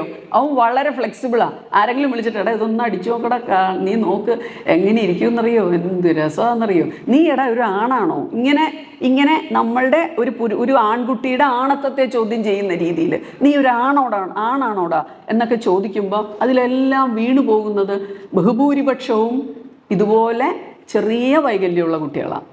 ഇനി പെൺകുട്ടികളുടെ കാര്യത്തിലാണെങ്കിലോ അവരുടെ സ്വഭാവത്തിൽ അവരുടെ കൗമാരപ്രായത്തിൽ അവർ കാണിക്കുന്ന ചില വിക്രിയകൾ നമുക്ക് മനസ്സിലാവും, അമ്മയ്ക്ക് മനസ്സിലാവും. അച്ഛന് മനസ്സിലായില്ലെങ്കിലും അമ്മയ്ക്ക് മനസ്സിലാവും. മകള് ശരിയല്ല, പോണ പോക്ക് ശരിയല്ല, ഇവളിരുന്ന് ആരും കാണാതെ എന്തൊക്കെയോ ആലോചിച്ചിരുന്ന് ചിരിക്കുന്നുണ്ട്, ഇവള് മൊബൈലിൻ്റെ ഉപയോഗം ഇവൾക്ക് കൂടുതലാണ്, രാത്രി പുതപ്പിനിടയിൽ മൊബൈൽ ഉള്ളതുപോലെ അത് ഇങ്ങനെ വെളിച്ചം അതിൻ്റെ ഇടയിലൂടെ അടിക്കുന്നതായിട്ട് നമ്മൾ കാണുന്നുണ്ട്, ഇവളുടെ പോക്കത്ര ശരിയല്ല, അമ്മുമ്മ വീട്ടിൽ പറയുന്നുണ്ട്, അമ്മുമ്മ പറയുമ്പോൾ അമ്മയ്ക്ക് ദേഷ്യം വരുന്നുണ്ട്. ഇതൊക്കെയാണ് സാഹചര്യമെങ്കിലും നിങ്ങൾ വിചാരിച്ചിട്ട് കുട്ടിയെ കൺട്രോൾ ചെയ്യാൻ പറ്റുന്നില്ല എന്നുണ്ടെങ്കിൽ പീഡിയാട്രിഷ്യനോട് വേണ്ടത് പറയുക. പീഡിയാട്രിഷ്യൻ നയിക്കുന്ന ഒരു ക്ലിനിക്കൽ സൈക്കോളജിസ്റ്റിനെ കുട്ടിയെ കാണിക്കുക. ഇല്ലെങ്കിൽ നല്ല വൈദഗ്ധ്യമുള്ള ഒരു കൗൺസിലറുടെ അടുത്ത് കൊണ്ടുപോവുക. അതിന് കോട്ടയം ജില്ലാ ആശുപത്രിയിൽ ഭൂമിക എന്ന് പറയുന്ന ഒരു പ്രോജക്റ്റ് ഉണ്ട്. ഭൂമിക ജില്ലാ ആശുപത്രിയിലെ കണ്ണ് വിഭാഗത്തിനോട് ചേർന്നാണ് അത് പ്രവർത്തിക്കുന്നത്. ഫ്രീ ആണ്, പാസ് പോലും എടുക്കണ്ട അതിൻ്റെ അകത്തേക്ക് കയറാൻ. ഭൂമികയിൽ പോകാനാന്ന് പറഞ്ഞാൽ മതി. ആരും അറിയാൻ പോണില്ല. നമ്മുടെ കുട്ടിക്ക് ഒന്ന് നല്ലത് പറഞ്ഞു കൊടുത്ത് അവളെ ഒന്ന് വഴിക്ക് കൊണ്ടുവരാൻ നമ്മളെ കൊണ്ട് പറ്റുന്നില്ല എന്നുണ്ടെങ്കിൽ ഏറ്റവും നല്ല കൗൺസിലർ അമ്മയാട്ടോ, അമ്മയും അച്ഛനുമാണ്. അതിൻ്റെ അപ്പുറത്തേക്ക് ആരുമില്ല. അത് കൗൺസിൽ ചെയ്യേണ്ട ഒരു സമയം എപ്പോഴാണെന്നറിയോ? രാത്രി കിടക്കാൻ നേരത്ത് കൂടെ പോയി കിടക്കുക, ചേർത്ത് പിടിക്കുക, തലയിൽ ഇങ്ങനെ തലോടിയിട്ട് ഇങ്ങനെ കണ്ണിലേക്ക് തന്നെ നോക്കിയിരിക്കുക. അപ്പോൾ ഈ കുട്ടിക്കൊരു ഈ കുട്ടി വളരെ ഇന്നസെൻ്റ് ആയിട്ട് അങ്ങനെ കിടക്കുകയാണെങ്കിൽ ഒരു കുഴപ്പമില്ല. കുട്ടി റെസ്റ്റ്ലെസ് ആണെന്ന് വിചാരിക്കുക. നമ്മളിങ്ങനെ സ്നേഹിക്കുമ്പോൾ കുട്ടിക്ക് ആകെ ഒരു ബുദ്ധിമുട്ട്, എന്തോ ഒരു കുറ്റബോധം അവളെ അല്ലെങ്കിൽ അവനെ വേട്ടയാടുന്നുണ്ട് എന്ന് മനസ്സിലാക്കുക. ചേർത്ത് പിടിച്ച് മോളാണ് എൻ്റെ എല്ലാം എന്ന് പറയാൻ, അത് പറയാൻ ഒരു അമ്മയ്ക്ക് പറ്റണം, ഒരു അച്ഛന് പറ്റണം. ഞാൻ പറയണു, എനിക്ക് എൻ്റെ അച്ഛനും അമ്മയും, ഇപ്പം എനിക്ക് 56 വയസ്സായി, എൻ്റെ അച്ഛനും അമ്മയും എനിക്ക് ഇല്ല. ഇപ്പം എത്രമാത്രം ഞാൻ അവരെ മിസ് ചെയ്യുന്നുണ്ട് ഓരോ കാര്യം വരുമ്പോഴും. അപ്പോൾ നമ്മുടെ മക്കൾക്ക് ഏതു പ്രായത്തിലും നമ്മളെ ആവശ്യമാണ്. അവർക്ക് ഒരു ബോധം ഉണ്ടാക്കി കൊടുക്കണം. ഞാൻ നിൻ്റെ കൂടെയുണ്ട്, നിൻ്റെ അച്ഛൻ നിൻ്റെ കൂടെയുണ്ട്, ഞങ്ങൾ 2 പേരും ഉണ്ട് നിൻ്റെ കൂടെ. ഇനി അച്ഛൻ നമ്മൾ വിചാരിക്കുന്നിടത്ത് കിട്ടണില്ല എന്നുണ്ടെങ്കിൽ അമ്മ സ്മാർട്ടാവണം. നിനക്ക് ഞാനുണ്ട്, എന്തു വന്നാലും ഞാനുണ്ട്, അച്ഛനും ഉണ്ടാവും. ഇപ്പം അച്ഛൻ അങ്ങനെയാണെന്ന് വിചാരിച്ച് പേടിക്കണ്ട. തിരിച്ച് അച്ഛനാണ് അമ്മയെ നമ്മൾ വിചാരിക്കുന്നിടത്ത് കിട്ടുന്നില്ല എന്നുണ്ടെങ്കിൽ അച്ഛന് സാധിക്കും. മക്കളെ ഞാനുണ്ടറി നിനക്കെന്ന് പറയാൻ, മോനെ നിനക്ക് ഞാനുണ്ടറാ എന്ന് പറയാൻ. അങ്ങനെ ചേർത്ത് കിടത്തി നിങ്ങളൊന്ന് 2 മിനിറ്റ് ഒന്ന് മക്കളോട് സംസാരിച്ച് നോക്കൂ. അത് ഭയങ്കരമായിട്ട് അവരെ നിങ്ങളുടെ വലയിൽ കൊണ്ടുവരും. നിങ്ങളുടെ കരവലയത്തിലേക്ക് അവൾ വരും, അല്ലെങ്കിൽ അവൻ വരും. രാത്രി കിടക്കാൻ നേരത്ത് നിനക്ക് എത്ര ചീത്ത വിചാരങ്ങൾ നിൻ്റെ മനസ്സിലൂടെ പോയാലും നീ ഒരു സ്വപ്നം കാണണം, എവിടെയെങ്കിലും എത്തണമെന്നൊരാഗ്രഹം നിനക്കുണ്ടാകണം. നിനക്ക് ആരാകണമെന്ന് നിനക്കൊരു ബോധം വേണം. മക്കളോട് പറഞ്ഞു കൊടുക്കണം, നിനക്ക് ഇഷ്ടമുള്ള പോലെ ആയിക്കോ. നിനക്കൊരു അധ്യാപികയാകാനാണ് നിനക്ക് ആഗ്രഹമെങ്കിൽ നിനക്ക് സ്കൂളിലെ ഏറ്റവും നിനക്ക് ഇഷ്ടമുള്ള അധ്യാപികയെ നീ മോഡലാക്ക്.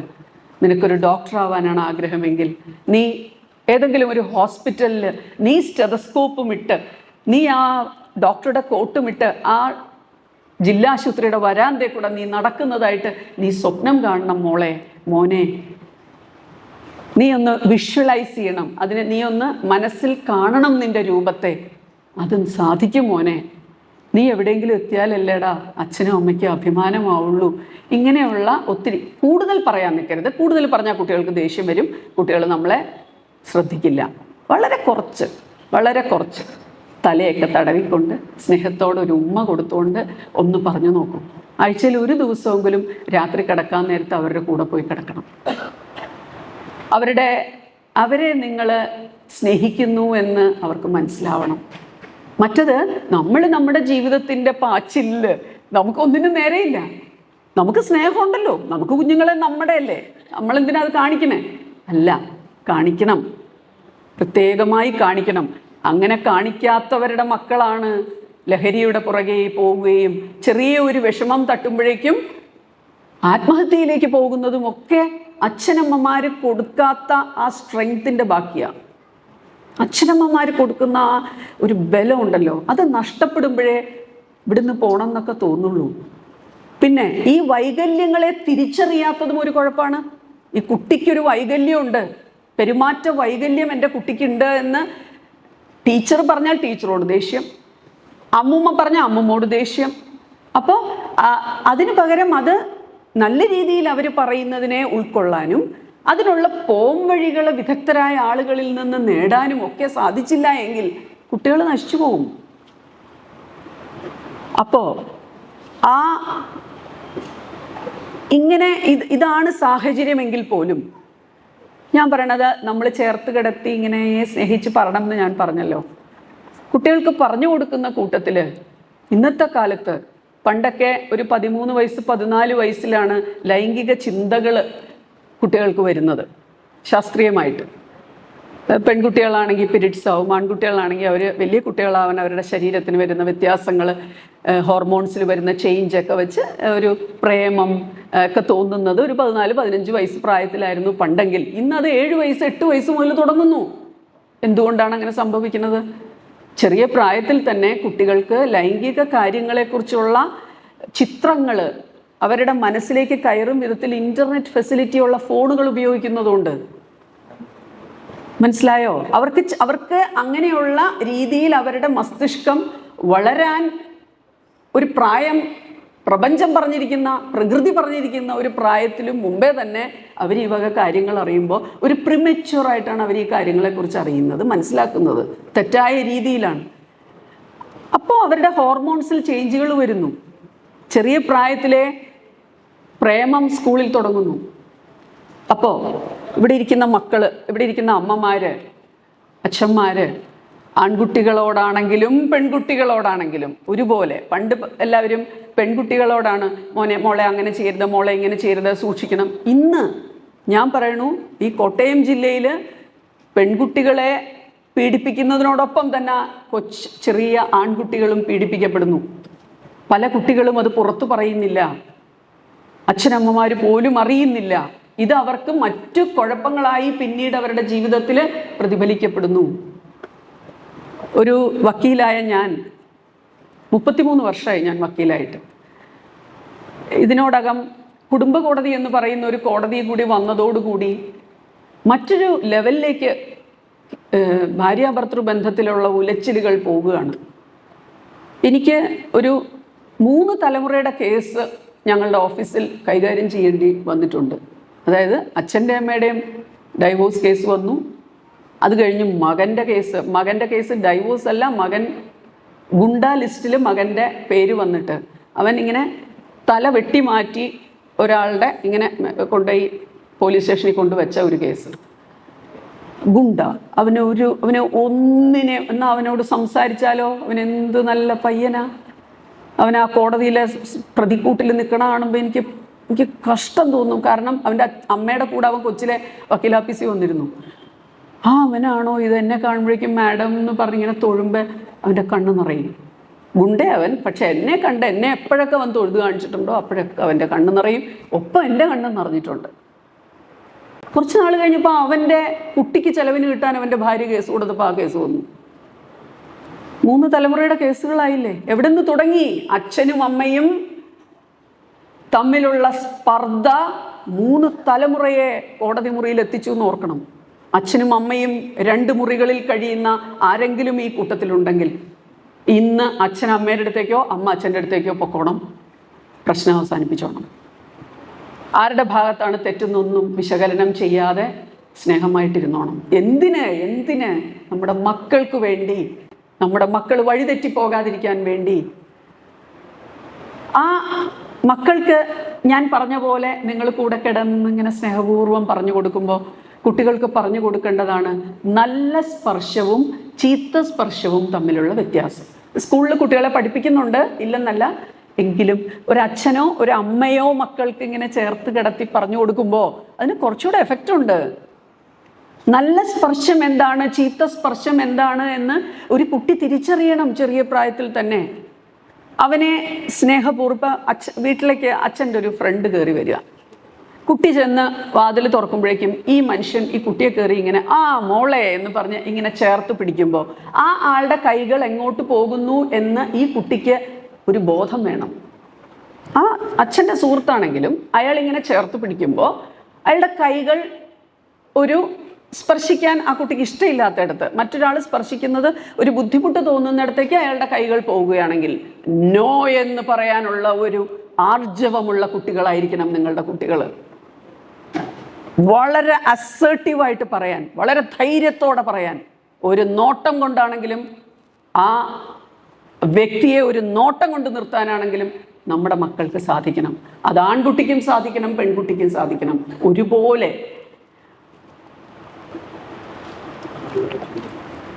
Thank you. ഒരുപോലെ സാധിക്കണം.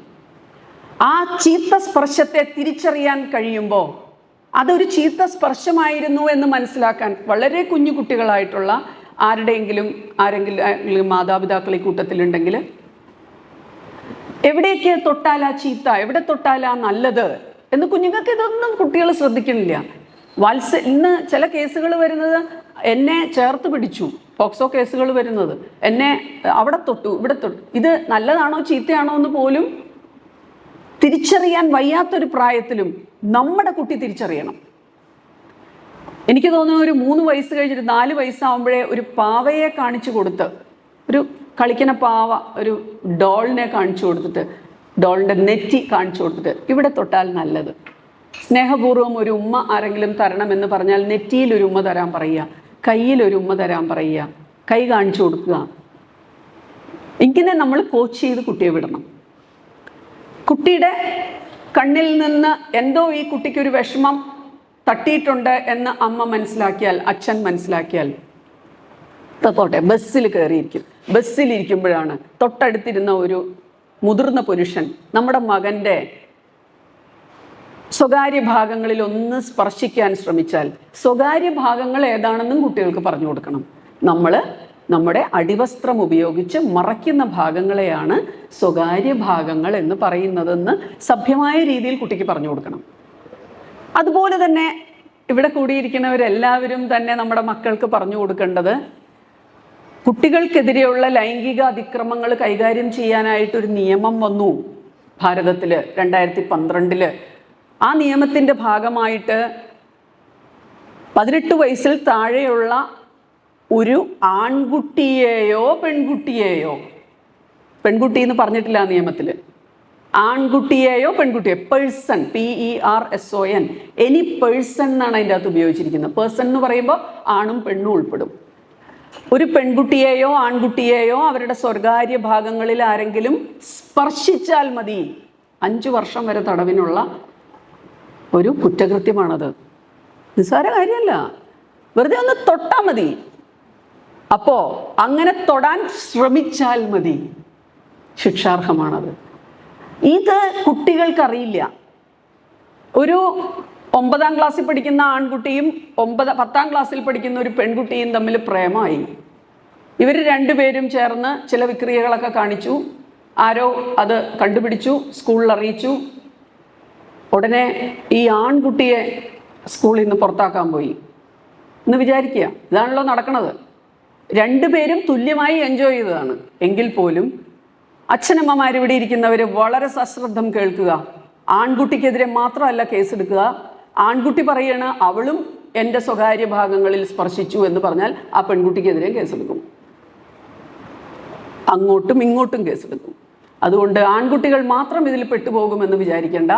18 വയസ്സിൽ താഴെയുള്ള പെൺകുട്ടികൾ ആൺകുട്ടികളുടെ സ്വകാര്യ ഭാഗങ്ങളിൽ സ്പർശിച്ചാൽ, അതുപോലുള്ള ലൈംഗിക കാര്യങ്ങളിലേക്ക് അവർ കടന്നാൽ രണ്ടുപേരും തുല്യമായി ശിക്ഷിക്കപ്പെടും.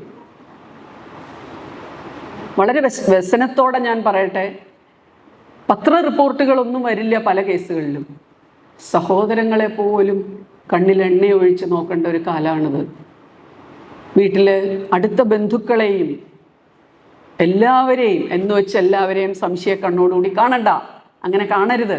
നമ്മളുടെ ഉൾക്കണ്ണുകൾ പ്രവർത്തിച്ചാൽ മതി. നമ്മളുടെ ഉപബോധ മനസ്സിൽ ഇതുണ്ടായാൽ മതി. കുഞ്ഞുങ്ങളെ സൂക്ഷിക്കണമെന്നുള്ളത്. ചെറിയ പ്രായത്തിലേൽക്കുന്ന ഇതുപോലുള്ള ആഴത്തിലുള്ള മുറിവുകൾ, കുഞ്ഞുങ്ങൾക്കിത് മുറിവാണ്. കുട്ടികൾ ചിലപ്പോൾ അത് എൻജോയ് ചെയ്യുമായിരിക്കും ഒരു ചെറിയ പ്രായത്തിൽ. ബട്ട് ആ കുട്ടികൾക്കുണ്ടായിട്ടുള്ള മനസ്സിനേറ്റിട്ടുള്ള മുറിവുകൾ ബെറ്റാഡിൻ കൊണ്ട് നമുക്ക് ആ മുറിവുണക്കാൻ പറ്റത്തില്ല. അതിന് നല്ല ഒരു കൗൺസിലിംഗ് കൊണ്ടോ ആ മനസ്സിനേറ്റ മുറിവുകളെ മാറ്റാൻ പറ്റത്തക്ക രീതിയിലുള്ള ആളുകളെ കൊണ്ടോ ഒരു തെറാപ്പിയിലൂടെ മാത്രമേ നമുക്ക് ആ കുട്ടിയെ രക്ഷിക്കാൻ പറ്റുള്ളൂ. ഇത് കഴിഞ്ഞാൽ എന്താ പറ്റണമെന്ന് വെച്ചാൽ, ഈ കുഞ്ഞുങ്ങൾ വലുതായി അവരുടെ വിവാഹ ജീവിതത്തിലേക്ക് കടക്കുമ്പോൾ, അവരുടെ ഔദ്യോഗിക ജീവിതത്തിലേക്ക്, ചില ആളുകളെ കണ്ടിട്ടില്ലേ, ഭയങ്കര അറഗൻ്റായിട്ട് ബിഹേവ് ചെയ്യും. നമ്മളിപ്പോൾ ഒരു വില്ലേജ് ഓഫീസിൽ പോയി അല്ലെങ്കിൽ ഒരു താലൂക്ക് ഓഫീസിൽ പോയി, നമ്മുടെ അടിസ്ഥാനപരമായ കാര്യങ്ങൾക്കാണ് പഞ്ചായത്തിലും അവിടെ ഇവിടെയൊക്കെ പോണത്. ചില ആളുകൾ വളരെ അറഗൻ്റായിട്ട് ബിഹേവ് ചെയ്യും. ഇതൊക്കെ അവരുടെ കുട്ടിക്കാലത്ത് ഏറ്റിട്ടുള്ള അവരുടെ മനസ്സിൻ്റെ മുറിവുകളാണ് അവരുടെ സ്വഭാവ രൂപീകരണത്തിൽ ഇങ്ങനെയായത്. വളരെ സന്തോഷം അനുഭവിക്കുന്നവർ, സന്തോഷവതിയായിട്ടും സന്തോഷവാനായിട്ടും കാണപ്പെടുന്നവർക്ക് നല്ലൊരു ബാല്യം ഉണ്ടായിരുന്നു എന്ന് കൂട്ടുക. ഞാൻ ആലോചിക്കുക, ഞാൻ എത്രമാത്രം എൻ്റെ മുത്തച്ഛനോടും അമ്മമ്മോടും ഒക്കെ എത്രമാത്രം താങ്ക്ഫുള്ളാണെന്നറിയാമോ. കാരണം അവരെ അതുപോലെ സ്നേഹിച്ച് വളർത്തിയിട്ടുണ്ട്. ഇതിവിടെ ഇരിക്കുന്ന പലർക്കും നിങ്ങളുടെ ഗ്രാൻഡ് പാരൻസിനോട് അതുപോലൊരു സ്നേഹം ഉണ്ടാവും. അവരോട് തോന്നുന്ന നന്ദിയും കടപ്പാടും. അവർ അച്ഛനും അമ്മയും ജോലിക്ക് പോകുന്നു, ഇവരുടെ സംരക്ഷണയിലാണ് കഴിഞ്ഞു വന്നിരുന്നത്. ഇന്ന് പലരും ഇന്ന് എന്താണ്, വിവാഹം കഴിഞ്ഞ ഉടനെ ഭർത്താവ് ഭാര്യയും കൊണ്ട് വേറെ വീട്ടിൽ പൊക്കോണം. ഭാര്യയ്ക്ക് ഭർത്താവിൻ്റെ ആളുകളുടെ കൂടെ ഒന്നും ജീവിക്കാൻ പറ്റില്ല, ഭർത്താവിന് ഭാര്യയുടെ ആളുകളുടെ ഒന്നും കൂടെ ജീവിക്കാൻ പറ്റില്ല, ഒറ്റയ്ക്ക് ജീവിക്കണം. അപ്പം എന്താ, കുട്ടിയെ അടുത്ത വീട്ടിൽ ഏൽപ്പിച്ചിട്ട് പോവും, അവിടുന്ന് എന്തെങ്കിലും മോശം അനുഭവം കിട്ടിയെന്ന് വരും.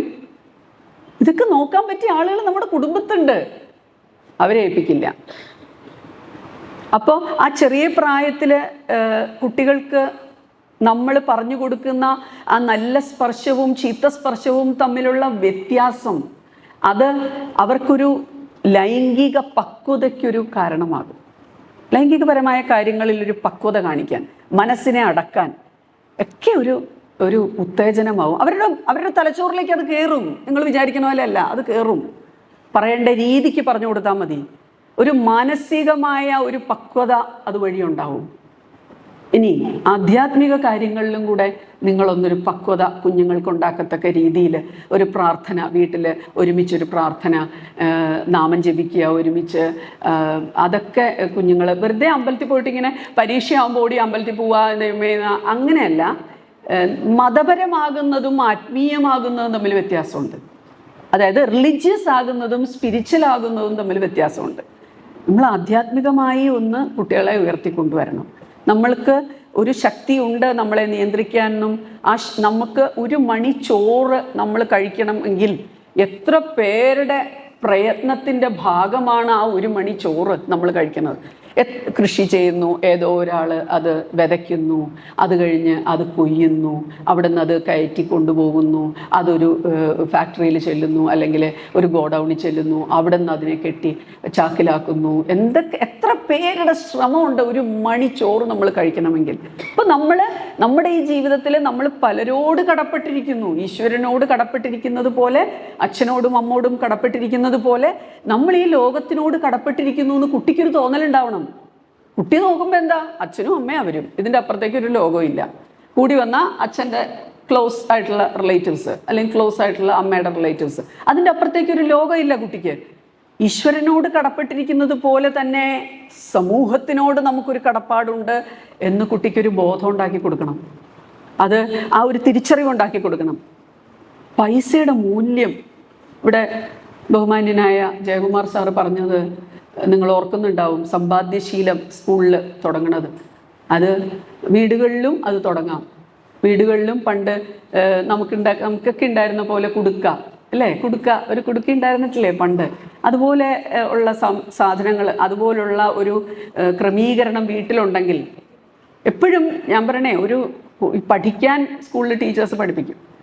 നിങ്ങൾ അച്ഛനമ്മമാർ പിള്ളേർക്ക് ഒരു നല്ല മനുഷ്യനാവാൻ പഠിപ്പിച്ചാൽ മതി. പഠനമൊക്കെ സ്കൂളിൽ നടക്കുമല്ലോ. നല്ലൊരു മനുഷ്യനാവാൻ, നല്ലൊരു സ്ത്രീ ആവാൻ പെൺകുട്ടികൾക്ക്, മറ്റുള്ളവർ ബഹുമാനം അർഹിക്കുന്ന ഒരു സ്ത്രീ ആവാൻ. പിന്നെ ഇതിനെല്ലാം മോഡലായിട്ട് അച്ഛനും അമ്മയും ഉണ്ടാവണം. ഞാൻ പറയണു, അതിന് പ്രത്യേകിച്ച് വലിയ വിദ്യാഭ്യാസമൊന്നും വേണ്ട. ഒരു ബഹുമാനം അർഹിക്കത്തക്ക ഒരു സ്ത്രീ ആവാനോ ഒരു പുരുഷനാവാനോ വലിയ നിലയിലുള്ള വിദ്യാഭ്യാസ യോഗ്യതയോ അല്ലെങ്കിൽ സ്ഥാനമാനങ്ങളോ ഒന്നും വേണമെന്നില്ല. നമ്മുടെ നാട്ടിലെടുത്ത് നോക്കൂ, ചിലരോട് നമുക്ക് എന്ത് ബഹുമാന, ചിലരോട് എന്ത് സ്നേഹമാ. അപ്പോൾ അതിന് വിദ്യാഭ്യാസമൊന്നും ഒരു ഘടകമല്ല. അതും ഘടകമാണില്ലെന്നല്ല ഞാൻ പറയണത്. സാധാരണക്കാരായിട്ടുള്ള നമുക്ക് നല്ല സ്വഭാവത്തിലൂടെ, നല്ല പെരുമാറ്റത്തിലൂടെ ആളുകളുടെ മനസ്സിലിടം തേടാൻ പറ്റണം. ആദ്യം വീട്ടിലുള്ളവരുടെ മനസ്സിലിടം തേടിയിട്ടാണ് സമൂഹത്തിലുള്ളവരുടെ മനസ്സിലിടം തേടാൻ പോകേണ്ടത്. അപ്പോൾ കുഞ്ഞുങ്ങളോട് നമ്മൾ കുട്ടികളെ വളർത്തുമ്പോൾ അവരുടെ വികാരങ്ങളെ നിയന്ത്രിക്കാനും അവരുടെ സാമ്പത്തിക കാര്യത്തിലുള്ള അച്ചടക്കം പാലിക്കാനും ഇതെല്ലാം പറഞ്ഞു കൊടുക്കുന്നതിനോടൊപ്പം ഇതെല്ലാം എന്തിനാണ്, ഒരു നല്ല മനുഷ്യനാവാനാണ് എന്ന് ഒരു തിരിച്ചറിവ് അവനുണ്ടാക്കി കൊടുക്കുക. ഇതിനോടൊപ്പം തന്നെ ഈ ദേഷ്യമുള്ള പിള്ളേരുണ്ട്. വളരെയധികം ദേഷ്യം, എപ്പോഴും ദേഷ്യം, ശരിയല്ലേ? ചില പിള്ളേർക്ക് അപ്പടി ദേഷ്യം, പ്രത്യേകിച്ച് അവരുടെ കൗമാരപ്രായത്തിലേക്ക് എത്തുമ്പോൾ ഭയങ്കര ദേഷ്യം കാണിക്കുന്ന കുട്ടികളുണ്ട്. ഈ ദേഷ്യം കൂടുതലുള്ള കുട്ടികളെയും നമുക്ക് തെറാപ്പിയിലൂടെ അവരുടെ ദേഷ്യം മാറ്റി അവരെ നോർമൽ ബിഹേവിയർ ആക്കാൻ പറ്റും. ഇതൊക്കെ നിങ്ങൾക്ക് അങ്ങനെ എന്ത് തോന്നിയാലും നിങ്ങൾ നിങ്ങളുടെ പീഡിയാട്രിഷ്യനോട് പറയുക. മനസ്സിലായോ? ആ പീഡിയാട്രിഷ്യനോട് പറയുമ്പോൾ അവരുടെ മുമ്പിൽ വെച്ച്, ഞാൻ നേരത്തെ പറഞ്ഞ പോലെ അവരുടെ മുമ്പിൽ വെച്ച് പറയരുത്. അവർ കേൾക്കാതെ ഡോക്ടറോട് പറഞ്ഞിട്ട് വേണം അവരെ കൊണ്ടുപോവാൻ, ഡോക്ടറെ കാണിക്കാൻ കൊണ്ടുപോവാൻ. ഓക്കെ. അതുപോലെ ഈ ADHD ഉള്ള പിള്ളേരില്ലേ, ഞാൻ നേരത്തെ പറഞ്ഞ ആ പെരുമാറ്റ വൈകല്യമുള്ള കുട്ടികളെ തിരിച്ചറിയാൻ ഈ ബഹളം ഉള്ള പിള്ളേർ, ഈ ലഹരിയുടെ പുറകെ പോകുന്ന കുട്ടികൾ കൂടുതൽ എങ്ങനെയുള്ള കുട്ടികളാണ്? ADHD ഉള്ള കുട്ടികളുടെ കാര്യം ഞാൻ ആദ്യം പറഞ്ഞു. ഇത് കൂടാതെ ചില കുട്ടികളുണ്ടല്ലോ വളരെ ഡിപ്രസ്ഡ് ആയിട്ടിരിക്കും. എപ്പോഴും അവരിങ്ങനെ ഒരു കണ്ണിങ്ങനെ തൂങ്ങിയ പോലെ, എപ്പോഴും അവരിങ്ങനെ സങ്കടം ഭാവിച്ച പോലെ ഇരിക്കും. ഇതെന്തുകൊണ്ടാണ്? സന്തോഷം ഉണ്ടാക്കുന്ന ഹോർമോൺസ് ആ കുട്ടിക്ക് ഉൽപ്പാദനം കുറവാണ്. അതുകൊണ്ടാണ് ആ കുട്ടി എപ്പോഴും ഡിപ്രസ്ഡ് ആയിട്ടിരിക്കുന്നത്. അങ്ങനെ ഡിപ്രഷനിൽ ഇരിക്കുന്ന കുട്ടി, അത് വീട്ടിലെ പ്രശ്നങ്ങൾ കൊണ്ടായിരിക്കാം, അച്ഛൻ്റെ മദ്യപാനം കൊണ്ടായിരിക്കാം, അച്ഛനും അമ്മയും തമ്മിലുള്ള വഴക്കിൻ്റെ ഭാഗമായിട്ടായിരിക്കാം, അങ്ങനെ പല പല പ്രശ്നങ്ങൾ. എപ്പോഴും ഇവിടെ ഇരിക്കുന്ന ഓരോ അച്ഛനമ്മമാരും ഓർക്കുക, ബ്രോക്കൺ ഫാമിലീസിലെ, അതായത് അച്ഛനും അമ്മയും തമ്മിൽ നല്ല ബന്ധമില്ലാത്ത വീടുകളിലെ കുട്ടികളാണ് കൂടുതലും ക്രിമിനൽസായി മാറുന്നത്. കൂടുതലും കോട്ടയം ജില്ലാ ജയിലിൽ കിടക്കുന്ന ബഹുഭൂരിപക്ഷം, ഞാൻ ജയിലിൽ ഇടയ്ക്കിടയ്ക്ക് ലീഗൽ സർവീസ് അതോറിറ്റിയുടെ ഭാഗമായിട്ട് ഇൻസ്പെക്ഷന് പോവാറുണ്ട്. അതുപോലെ തന്നെ തിരുവഞ്ചൂർ ഒരു കുട്ടികൾ കുറ്റവാളികളായിട്ടുള്ള കുട്ടികൾ താമസിപ്പിക്കുന്നൊരു സ്ഥലമുണ്ട്, അവിടെയും പോവാറുണ്ട് ഇൻസ്പെക്ഷന്. അപ്പോൾ ഞാനൊരിക്കൽ അതിലൊരു കുട്ടി ഭയങ്കര മോഷ്ടാവാണ്, മൊബൈലാണ് അവൻ്റെ, മൊബൈൽ മോഷ്ടിക്കും അവൻ. അപ്പോൾ ആ മൊബൈൽ മോഷണം ഇങ്ങനെ നടത്തി അവൻ അവിടെ ആ ഒബ്സർവേഷൻ ഹോമിൽ കിടക്കുമ്പോൾ ഒരിക്കൽ ഞാൻ അവിടെ ചെല്ലാനിടെ ഇട വന്നപ്പോൾ ഞാൻ ചോദിച്ചു, മോൻ എന്തിനാ മോനെ ഇങ്ങനെ ചെയ്യണേ? മോൻ ഇത് ആരാ പറഞ്ഞു തന്നേ ഇങ്ങനെയൊക്കെ ചെയ്യാൻ? മോനെ ആരെങ്കിലും പറഞ്ഞിട്ടാണോ മോൻ ഇതുപോലെ ചെയ്യണേ? മോൻ എന്തിനാ ഇങ്ങനെ ചെയ്യണേ? ഇതൊരു ചീത്ത സ്വഭാവമല്ലേ? കുറേ നേരം ഞാൻ അവനെ സ്നേഹിച്ചിരുന്ന് കുറേ നേരം വർത്താനമൊക്കെ പറഞ്ഞിരുന്ന പതുക്കെ അവൻ എൻ്റെ ലൈനിൽ വന്നിട്ട് അവനോട്, ആൻറ്റി സത്യം പറഞ്ഞാൽ എന്നെ എൻ്റെ അമ്മ ഇത് പഠിപ്പിച്ചു. ഞാൻ ചോദിച്ചു, നിൻ്റെ അമ്മ നിന്നെ എന്തോ പഠിപ്പിച്ചു? അതായത് അപ്പുറത്തെ വീട്ടിൽ ആൾതാമസമില്ലാത്തൊരു വീടുണ്ട്, ആ വീട്ടിൽ തേങ്ങ വീഴുമ്പം ഞങ്ങൾക്ക് കേൾക്കാൻ പറ്റും. അപ്പം അമ്മ പറയും, എടാ തേങ്ങ വീണു, ഓടിപ്പോയി എടുത്തോണ്ട് വേണം, അവിടെ ആരുമില്ല, നീ പോയി എടുത്തോണ്ട് വന്നു. അങ്ങനെ ഞാൻ ആ വീട്ടിൽ നിന്നാണ് ഓരോ സാധനങ്ങൾ ഇങ്ങനെ എടുത്തുകൊണ്ട് വന്നിട്ടുള്ളത്. അങ്ങനെ ഞാൻ പലതും ആ വീട്ടിലെ സാധനം എടുത്ത് വിറ്റ് പൈസ മേടിച്ചിട്ടുണ്ട്, ഞങ്ങളുടെ വീട്ടിൽ നിന്ന് അമ്മ തന്നു വിട്ടാണെന്നും പറഞ്ഞു. അങ്ങനെ ആ ആൻറ്റി ഞാനിങ്ങനെ ആയിപ്പോയത്. നോക്കൂ, എവിടെ നിന്ന് തുടങ്ങി? അപ്പോൾ എത്ര നിസ്സാരമാണത്. വേറൊരു മോൻ കാണാൻ നല്ല സുന്ദരക്കുട്ടൻ, അവനോട് ചോദിക്കാം, മോൻ നിനക്ക് വലുതാവുമ്പോൾ ആരാവണം? എനിക്ക് IAS പോകണം. അപ്പോൾ ഇവൻ്റെ അങ്ങനെയുള്ള സ്വപ്നങ്ങളൊക്കെ അവൻ്റെ ഉള്ളിലുണ്ട്. പക്ഷെ അവനൊരു മോഷ്ടാവാ. അവനോട് ചോദിച്ചപ്പോൾ അവൻ പറയാം, അതെ എൻ്റെ അപ്പൻ ഭയങ്കര വെള്ളവാ ആൻറ്റി. അപ്പയുണ്ടല്ലോ, അപ്പനിങ്ങനെ ഷർട്ട് കൊണ്ടുവന്ന് ഈ വാതിലിൽ തൂക്കിയിട്ടും അപ്പയോ അമ്മയെ ഞാനും ഒക്കെ അതിൽ നിന്ന് എടുക്കും പൈസ. അങ്ങനെ എടുത്തെടുത്ത് ഇത് അങ്ങനെയൊക്കെ എടുത്തൊക്കെയാണ് ഞാനിങ്ങനെ. അപ്പം ഇതൊക്കെ എവിടെ നിന്നാണ് പഠിക്കണേ ആ കുട്ടി? സ്വന്തം വീട്ടിൽ നിന്ന് നമ്മൾ കാണിച്ചു കൊടുക്കുന്നത്, നമ്മൾ ഇട്ട് കൊടുക്കുന്ന വിത്ത്. ആ ഒബ്സർവേഷൻ ഹോമിൽ ഓരോ കുട്ടിയെയും നമ്മൾ അടുത്ത് ഇടപെടുമ്പോൾ പെൺകുട്ടികളെ ലൈംഗിക അതിക്രമം കാണിച്ച് വരണ പെൺകുട്ടികളോട് ലൈംഗിക അതിക്രമം കാണിച്ചിട്ട് വരുന്ന പല പുരുഷന്മാരും പല ആൺകുട്ടികളും അവരുടെ ചെറിയ പ്രായത്തിൽ അവർക്ക് ഏറ്റിട്ടുള്ള ചില പീഡനങ്ങളുടെ ബാക്കി പത്രം അത്. എന്തിന്? കുടുംബ കോടതിയിൽ ഭാര്യയും ഭർത്താവും തമ്മിലുള്ള പ്രശ്നത്തിൽ അവരെ കൗൺസിലിങ്ങിന് വിടുമ്പോൾ അവർ തുറന്ന് കാര്യങ്ങൾ പറയുമ്പോൾ ഇതൊക്കെയാണ് വരണത് മിക്കവാറും. ഇതെല്ലാം നിങ്ങളുടെ മനസ്സിലുണ്ടാവണം. ബ്രോക്കൺ ഫാമിലിയിലെ കുട്ടികളാണ് കൂടുതലും ലഹരിക്ക് പുറകെ പോകുന്നതും ഇതുപോലുള്ള ക്രിമിനൽ സ്വഭാവമുള്ള കാര്യങ്ങളിൽ പോയി പെടുന്നതുമെല്ലാം വീട്ടിലെ സാഹചര്യങ്ങൾ ശരിയല്ലാതെ വരുമ്പോഴാണ് എന്ന് ഒരു ബോധം നിങ്ങൾക്കുണ്ടാകുക. നല്ല കാര്യങ്ങൾ പറഞ്ഞ് മനസ്സിലാക്കി കൊടുക്കാൻ ഞാൻ പറഞ്ഞല്ലോ, ഓരോ അവസരങ്ങൾ. ചിലപ്പോൾ നമ്മൾ ദോശ ഉണ്ടാക്കിക്കൊണ്ടിരിക്കുമ്പോഴായിരിക്കും കുട്ടി ഇവിടെ വന്നിരുന്ന് ദോശ കഴിക്കുമ്പോൾ നമുക്ക് പറഞ്ഞു കൊടുക്കാം പലതും. അത് അമ്മയും മോളും തമ്മിൽ അല്ലെ അമ്മയും മോനും തമ്മിൽ ഭയങ്കര റാപ്പുള്ള സമയമാണ്. ചൂട് ചപ്പാത്തി ഉണ്ടാക്കി അവർക്ക് കൊടുക്കുമ്പോൾ, ചൂട് ദോശ ഉണ്ടാക്കി ഇങ്ങനെ ഇട്ട് കൊടുക്കുമ്പോൾ, അട ഉണ്ടാക്കി ഇങ്ങനെ കൊടുക്കുമ്പോൾ ഒക്കെ നമ്മളും ഒരു മാത്രമേ ഉള്ള സമയത്താണ് പല പല കാര്യവും പറഞ്ഞു കൊടുക്കേണ്ടത്. അച്ഛന്മാർക്കാണെങ്കിലോ നിങ്ങൾ അവരുടെ കൂടെ ഒറ്റയ്ക്ക് യാത്ര ചെയ്യാൻ നോക്കുക. മകൾക്ക് എന്തെങ്കിലും കുഴപ്പമുണ്ടെന്ന് കണ്ടാൽ 2 വീലർ ഉണ്ടെങ്കിൽ 2 വീലറിൻ്റെ പുറകെ കയറ്റി ഇരുത്തി കൊണ്ടുപോവുക. പോണ വഴിക്ക് ഇങ്ങനെ വർത്താനം പറഞ്ഞു പോവുക. അവളെ പതുക്കെ കയ്യിലെടുക്കുക, അല്ലെങ്കിൽ അവനെ പതുക്കെ സ്നേഹിച്ച് കയ്യിലെടുത്ത് അവനോട് അവൻ്റെ പ്രശ്നം എന്താണെന്ന് ചോദിക്കുക. എന്താണ് അതിൻ്റെ പ്രശ്നം? ഞാൻ അമ്മോട് പറഞ്ഞില്ലെന്നേ ഉള്ളൂ. എവിടെ? അച്ഛനും അമ്മയും തമ്മിൽ അത് ഡിസ്കസ് ചെയ്തിട്ടുണ്ടാവും. ഇനി അച്ഛൻ ശിക്ഷിക്കുന്നു, അമ്മ എതിർക്കുന്നു, ആ കുട്ടി നശിച്ചു പോകും കേട്ടോ. അമ്മ ശിക്ഷിക്കുന്നു, അച്ഛൻ വേഗം കുട്ടിയുടെ സൈഡിൽ നിൽക്കുന്നു, ആ കുട്ടിയും പോക്കാവും. അച്ഛനും അമ്മയും തുല്യ പങ്കാളിത്തത്തോടു കൂടി കുട്ടികളെ കൈകാര്യം ചെയ്യണം. അല്ലാതെ അച്ഛൻ 2 തല്ല് ചെല്ലുമ്പോഴേക്കും അല്ലെങ്കിൽ 2 ഒച്ച വയ്ക്കുമ്പോഴേക്കും പോയി നിങ്ങളൊന്ന് നിർത്താമോ, ഇങ്ങനത്തെ ഡയലോഗ് ഒന്നും പറയാതെ കുട്ടിയുടെ മുമ്പിൽ വെച്ച് തമ്മിത്തല്ലാതെ, നിങ്ങൾക്ക് തമ്മിത്തല്ലെങ്കിൽ നിങ്ങൾ മുറിക്കകത്ത് കയറി ലോക്ക് ഇട്ടിട്ട് ശബ്ദം കുറച്ച് എന്ത് വേണോ അങ്ങോട്ടും ഇങ്ങോട്ടും പറഞ്ഞോളൂ. കുട്ടികളുടെ മുമ്പിൽ വെച്ച് പറയരുത്. കുട്ടികളുടെ മുമ്പിൽ വെച്ച് പറഞ്ഞാൽ അത് കുഴപ്പമാണ്. ഇനി ഞാൻ നേരത്തെ പറഞ്ഞു അച്ഛന് സ്വഭാവ വൈകല്യം, അത് ഞാൻ വീണ്ടും വീണ്ടും പറയണു. അച്ഛൻ്റെ സ്വഭാവ വൈകല്യം കൊണ്ട് വിഷമം അനുഭവിക്കുന്ന കുട്ടികളുണ്ട്. അമ്മയുടെ സ്വഭാവ വൈകല്യം കൊണ്ട് വിഷമം അനുഭവിക്കുന്ന കുട്ടികളുണ്ട്. ഇവിടെ അധ്യാപകരാരെങ്കിലും ഇരിപ്പുണ്ട് ഈ കൂട്ടത്തിൽ സ്കൂളിലെങ്കിൽ അധ്യാപകരോട് ഞാൻ പറയുന്നു, തീർച്ചയായിട്ടും കൗൺസിലിങ്ങിന് ഇങ്ങനെയുള്ള കുട്ടികളെ നിങ്ങൾ ഐഡൻറ്റിഫൈ ചെയ്താൽ തീർച്ചയായിട്ടും ആ കുട്ടികളെ കൗൺസിലിങ്ങിന് വിധേയരാക്കാൻ ഇതിൽ കുഴപ്പക്കാരല്ലാത്ത ആ അമ്മോടോ അച്ഛനോടോ ആരോടാണോ പറഞ്ഞ് അതിന് വേണ്ട കാര്യങ്ങൾ ചെയ്യുക. സ്നേഹസ്പർശം ആ കുട്ടിക്ക് ഏൽക്കാൻ ഒരു സാഹചര്യം ഉണ്ടാക്കുക. പരസ്പര വിരുദ്ധ ശിക്ഷണം കുട്ടിക്ക് പാടില്ല.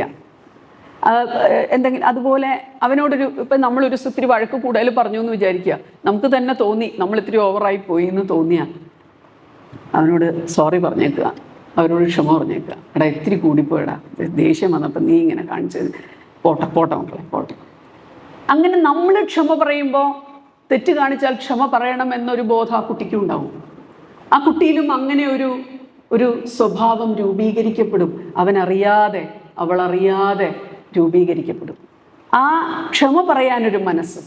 നിങ്ങൾ ഇവിടെ ഇരിക്കുന്നവർ ഓരോരുത്തരും നിങ്ങളുടെ അച്ഛനമ്മമാരോട് കടപ്പെട്ടിട്ടുള്ളവരാണെങ്കിൽ അച്ഛനെക്കുറിച്ചും അമ്മയെക്കുറിച്ചും നല്ല ഓർമ്മകൾ നിങ്ങളുടെ മനസ്സിലുള്ളത് നിങ്ങൾ നിങ്ങളുടെ മക്കളോട് ഷെയർ ചെയ്യണം. ഞാൻ പറയണേ, ഇപ്പം ഞാൻ എൻ്റെ അമ്മയെക്കുറിച്ച് ചിന്തിക്കുമ്പോൾ എൻ്റെ അമ്മ ഒരു പാവമായിരുന്നു, ഒരു ദേവതയായിരുന്നു അമ്മ. അതെനിക്ക് മനസ്സിലായത് കൂടുതൽ മനസ്സിലായത് ഈ പ്രൊഫഷനിൽ വന്നപ്പോഴാണ്. മൂദേവികളായ സ്ത്രീകളെയൊക്കെ കാണാൻ തുടങ്ങിയപ്പോഴാണ് ഇത്രയും കുഴപ്പക്കാരാണോ സ്ത്രീകൾ. ചില അമ്മമാർ വന്നിരുന്ന് ചിലത് പറഞ്ഞു കേൾക്കുമ്പോൾ ഇതിനാണോ ഇവർ കോടതിയിൽ പോകാൻ വന്നേക്കണമെന്ന് തോന്നിപ്പോവും നിസ്സാരമായ കാര്യങ്ങൾക്ക്. കൊച്ചിലെ ഞാൻ ഓർക്കുക, ഇങ്ങനെ പെറ്റിക്കോട്ടിലെല്ലാം എല്ലായിടത്തും അമ്മയുടെ ഒരു കയ്യൊപ്പുണ്ട് വീട്ടിൽ. എല്ലാ സ്ഥലത്തും വീടിനകത്ത് എവിടെ നോക്കിയാലും അമ്മയുടെ ഒരു കോൺട്രിബ്യൂഷൻ എല്ലായിടത്തും ഉണ്ട്. എൻ്റെ പെറ്റിക്കോട്ടിൽ വരെ അമ്മ ചെറിയ പൂ തയ്ച്ചു തരും, ചെറിയ ഒരു കിളിയുടെ പടം ഉണ്ടാവും ഈ പെറ്റിക്കോട്ടിൻ്റെ അടിഭാഗത്ത്. അതുപോലെ തന്നെ കിടന്നുറങ്ങുമ്പോൾ ആ പില്ലോ കവറിൽ ഒരു വെളുത്ത പില്ലോ കവറായിരുന്നു എപ്പോഴും ഞങ്ങളുടെ വീട്ടിൽ വൃത്തിക്ക് വേണ്ടി. വെള്ള നല്ല കോട്ടൺ തുണിയുടെ പില്ലോ കവർ, അവിടെയൊക്കെ ചെറിയ ഒരു തത്തമ്മ, ചെറിയ ഒരു പൂവ്, അതിലേക്ക് നോക്കി കിടന്നാണ് ഉറങ്ങണത്. അപ്പോൾ ഇതൊക്കെ നമ്മുടെ മനസ്സിലുണ്ട്. ചെറിയ പ്രായത്തിൽ അമ്മ എൻ്റെ ക്ലാസ്സിലൊരു ഞാൻ LLBക്ക് പഠിക്കുമ്പോൾ പ്രീ ഡിഗ്രിക്ക് പഠിക്കുമ്പോൾ എൻ്റെ ക്ലാസ്സിലൊരു കുട്ടി ഉണ്ടായിരുന്നു. അതൊരു പാവപ്പെട്ട വീട്ടിൽ നിന്ന് പറയുന്ന കുട്ടിയായിരുന്നു. അമ്മ ആ കുട്ടിക്കും കൂടെ ഒരു പൊതി ചോറ് എൻ്റെ കയ്യിൽ തന്നുകൊള്ളുമായിരുന്നു.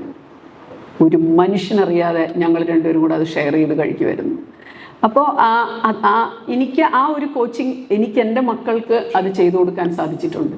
അപ്പോൾ ആരും അറിയാതെ ആ കുട്ടിക്ക് പ്രീ ഡിഗ്രിക്ക് പഠിക്കുമ്പോൾ നല്ല കോളേജാണത്, പക്ഷേ ഒരു വളരെ പാവപ്പെട്ട വീട്ടിൽ അത് കഴിക്കാതെ നിൽക്കുന്നത് ഞാൻ അമ്മോട് ചെന്ന് പറഞ്ഞപ്പോഴും അമ്മ പറഞ്ഞ ആരും അറിയാതെ ബാഗിൽ ഇത് വെച്ചോണം, ആരും അറിയാതെ ഇത് ആ കുട്ടിയുടെ കൂടെ ഇരുന്ന് കഴിച്ചോണം. ആ കുട്ടി ഞാനും കൂടെ ഇരുന്നാണ് കഴിക്കുന്നത്.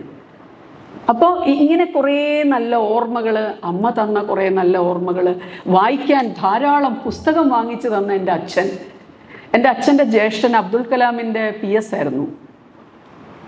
അപ്പോൾ വലിയച്ഛൻ എനിക്ക് ചെറിയ പ്രായത്തിൽ, അത് ആലോചിക്കണം, 40 വർഷം മുമ്പ് വലിയച്ഛൻ കോമ്പറ്റീഷൻ സക്സസ് റിവ്യൂ വായിക്കണം എന്ന് പറഞ്ഞിട്ട് തിരുവനന്തപുരത്ത് ചെല്ലുമ്പോൾ വലിയച്ഛൻ മേടിച്ചു തരുമായിരുന്നു കോമ്പറ്റീഷൻ സക്സസ് റിവ്യൂ. IAS ആവാൻ വേണ്ടി മേടിച്ചു തന്നതാണ്. IAS ആയില്ലെങ്കിലും ജീവിതത്തിൽ പല കാര്യത്തിലും ആ ബുക്കൊക്കെ പ്രയോജനപ്പെട്ടിട്ടുണ്ട്. പുസ്തകങ്ങളെ സ്നേഹിക്കാൻ പഠിപ്പിച്ച അച്ഛൻ. ചെറിയ പ്രായത്തിൽ വർഷാവസാനം ബുക്കൊക്കെ നമ്മുടെ തീർന്നു കഴിയുമ്പോൾ കുറച്ച് പേജസ് ബാക്കി വരുമ്പോൾ മുത്തശ്ശൻ ചെയ്യണ ഒരു കാര്യമാണ്, തീർന്ന നോട്ട് ബുക്കൊക്കെ എടുത്തുകൊണ്ടോ നമുക്കൊരു സാധനം ഉണ്ടാക്കാമെന്ന്. എന്നിട്ട് ആ എഴുതാത്ത പേപ്പർ കീറിയിട്ട് അതിൻ്റെ പുറത്ത് സോവിയറ്റ് നാടെന്ന് പറഞ്ഞ് ഞങ്ങളുടെയൊക്കെ കൊച്ചിലെ, നിങ്ങൾക്കൊന്നും ഓർമ്മയുണ്ടാവില്ല, ഞങ്ങളുടെയൊക്കെ കൊച്ചിലെ സോവിയറ്റ് നാടെന്ന് പറഞ്ഞൊരു മാഗസിൻ ഉണ്ടായിരുന്നു, ഓർമ്മയുണ്ടാവും? സോവിയറ്റ് നാട്, നല്ല പേപ്പറാണ് അതിൻ്റെ. അത് വെച്ചൊരു പുറഞ്ചട്ടി ഉണ്ടാക്കും.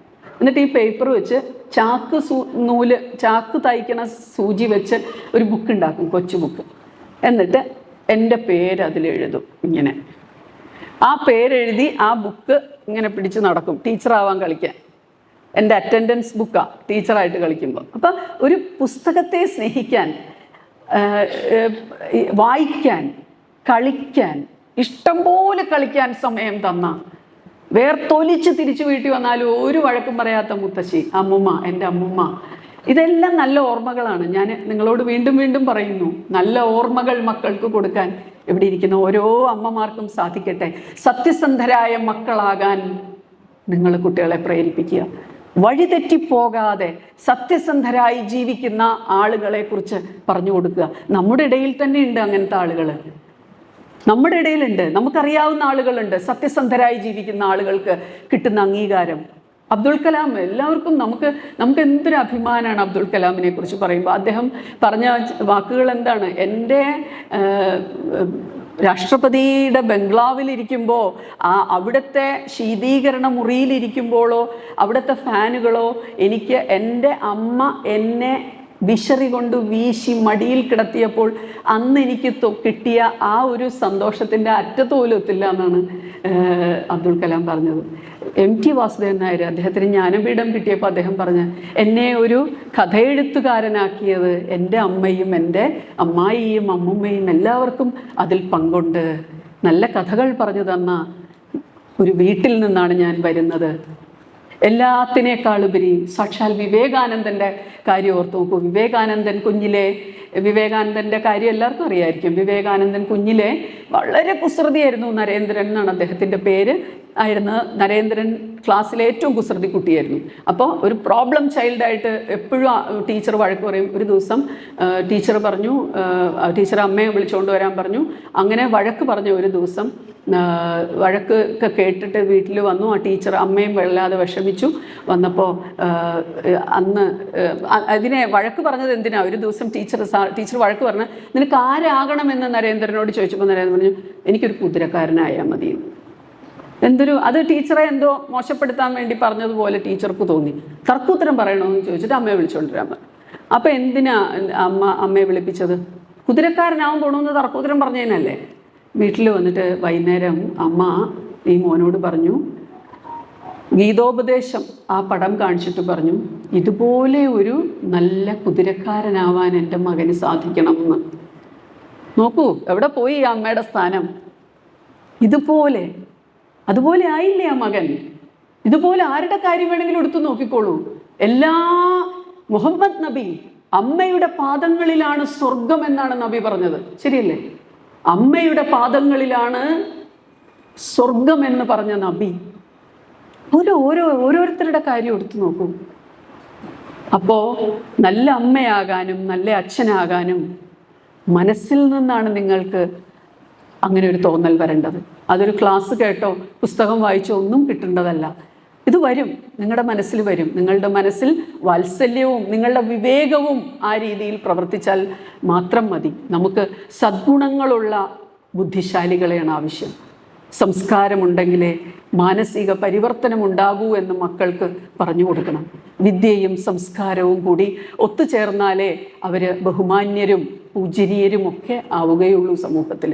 അതുകൊണ്ട് നല്ല ഓണസ്റ്റായിട്ട് സത്യസന്ധരായി ജീവിക്കാൻ, നല്ല നട്ടലുള്ള മക്കളാവാൻ അതല്ലാതെ ഈ ഫിഷ് ബോൺസ്, ഈ മീനിൻ്റെ മുള്ളു പോലെ ഒടിയണ നട്ടല്ലാവരുത്. നല്ല നട്ടലുള്ള എഫക്റ്റീവായിട്ടുള്ള ബാക്ക് ബോണുള്ള മക്കളാകാൻ നമ്മൾക്ക് നമ്മുടെ മക്കളെ ചേർത്ത് നിർത്തി സ്നേഹത്തോടെ വാത്സല്യത്തോടെ അവരെ ഒരിക്കലും അവരെ കുറ്റപ്പെടുത്തി അവരെ ഇങ്ങനെ പ്രാകരുത്. ഒരിക്കലും ഇവിടെ ഇരിക്കുന്ന എല്ലാവരും ഓർത്തോണം കേട്ടോ, കുട്ടികളെ പ്രാഗ് ചെയ്യരുത്. എപ്പോഴാണ് നമ്മുടെ നാക്ക് ബലിക്കണമെന്ന് പറയാൻ പറ്റില്ല. ഒരിക്കലും കുട്ടികളെ പ്രാകരുത്. പോസിറ്റീവായിട്ട് മാത്രം പറഞ്ഞു കൊടുക്കുക. വീട്ടിൽ അങ്ങനെ മാത്രം പറയുക, അങ്ങനെ മാത്രം സംസാരിക്കുക. ഒരു ബോണ്ടിങ് ഉണ്ടാക്കാൻ നിങ്ങൾക്ക് കഴിയുക. നല്ല മറ്റുള്ളവരെ റെസ്പെക്റ്റ് ചെയ്യാൻ, അമ്മ മറ്റുള്ളവരെ ബഹുമാനിക്കുന്നത് കണ്ട്, അച്ഛൻ മറ്റുള്ളവരെ ബഹുമാനിക്കുന്നത് കണ്ട്, മറ്റുള്ളവരെ അംഗീകരിക്കുന്നത് കണ്ട് മക്കൾ വളരട്ടെ.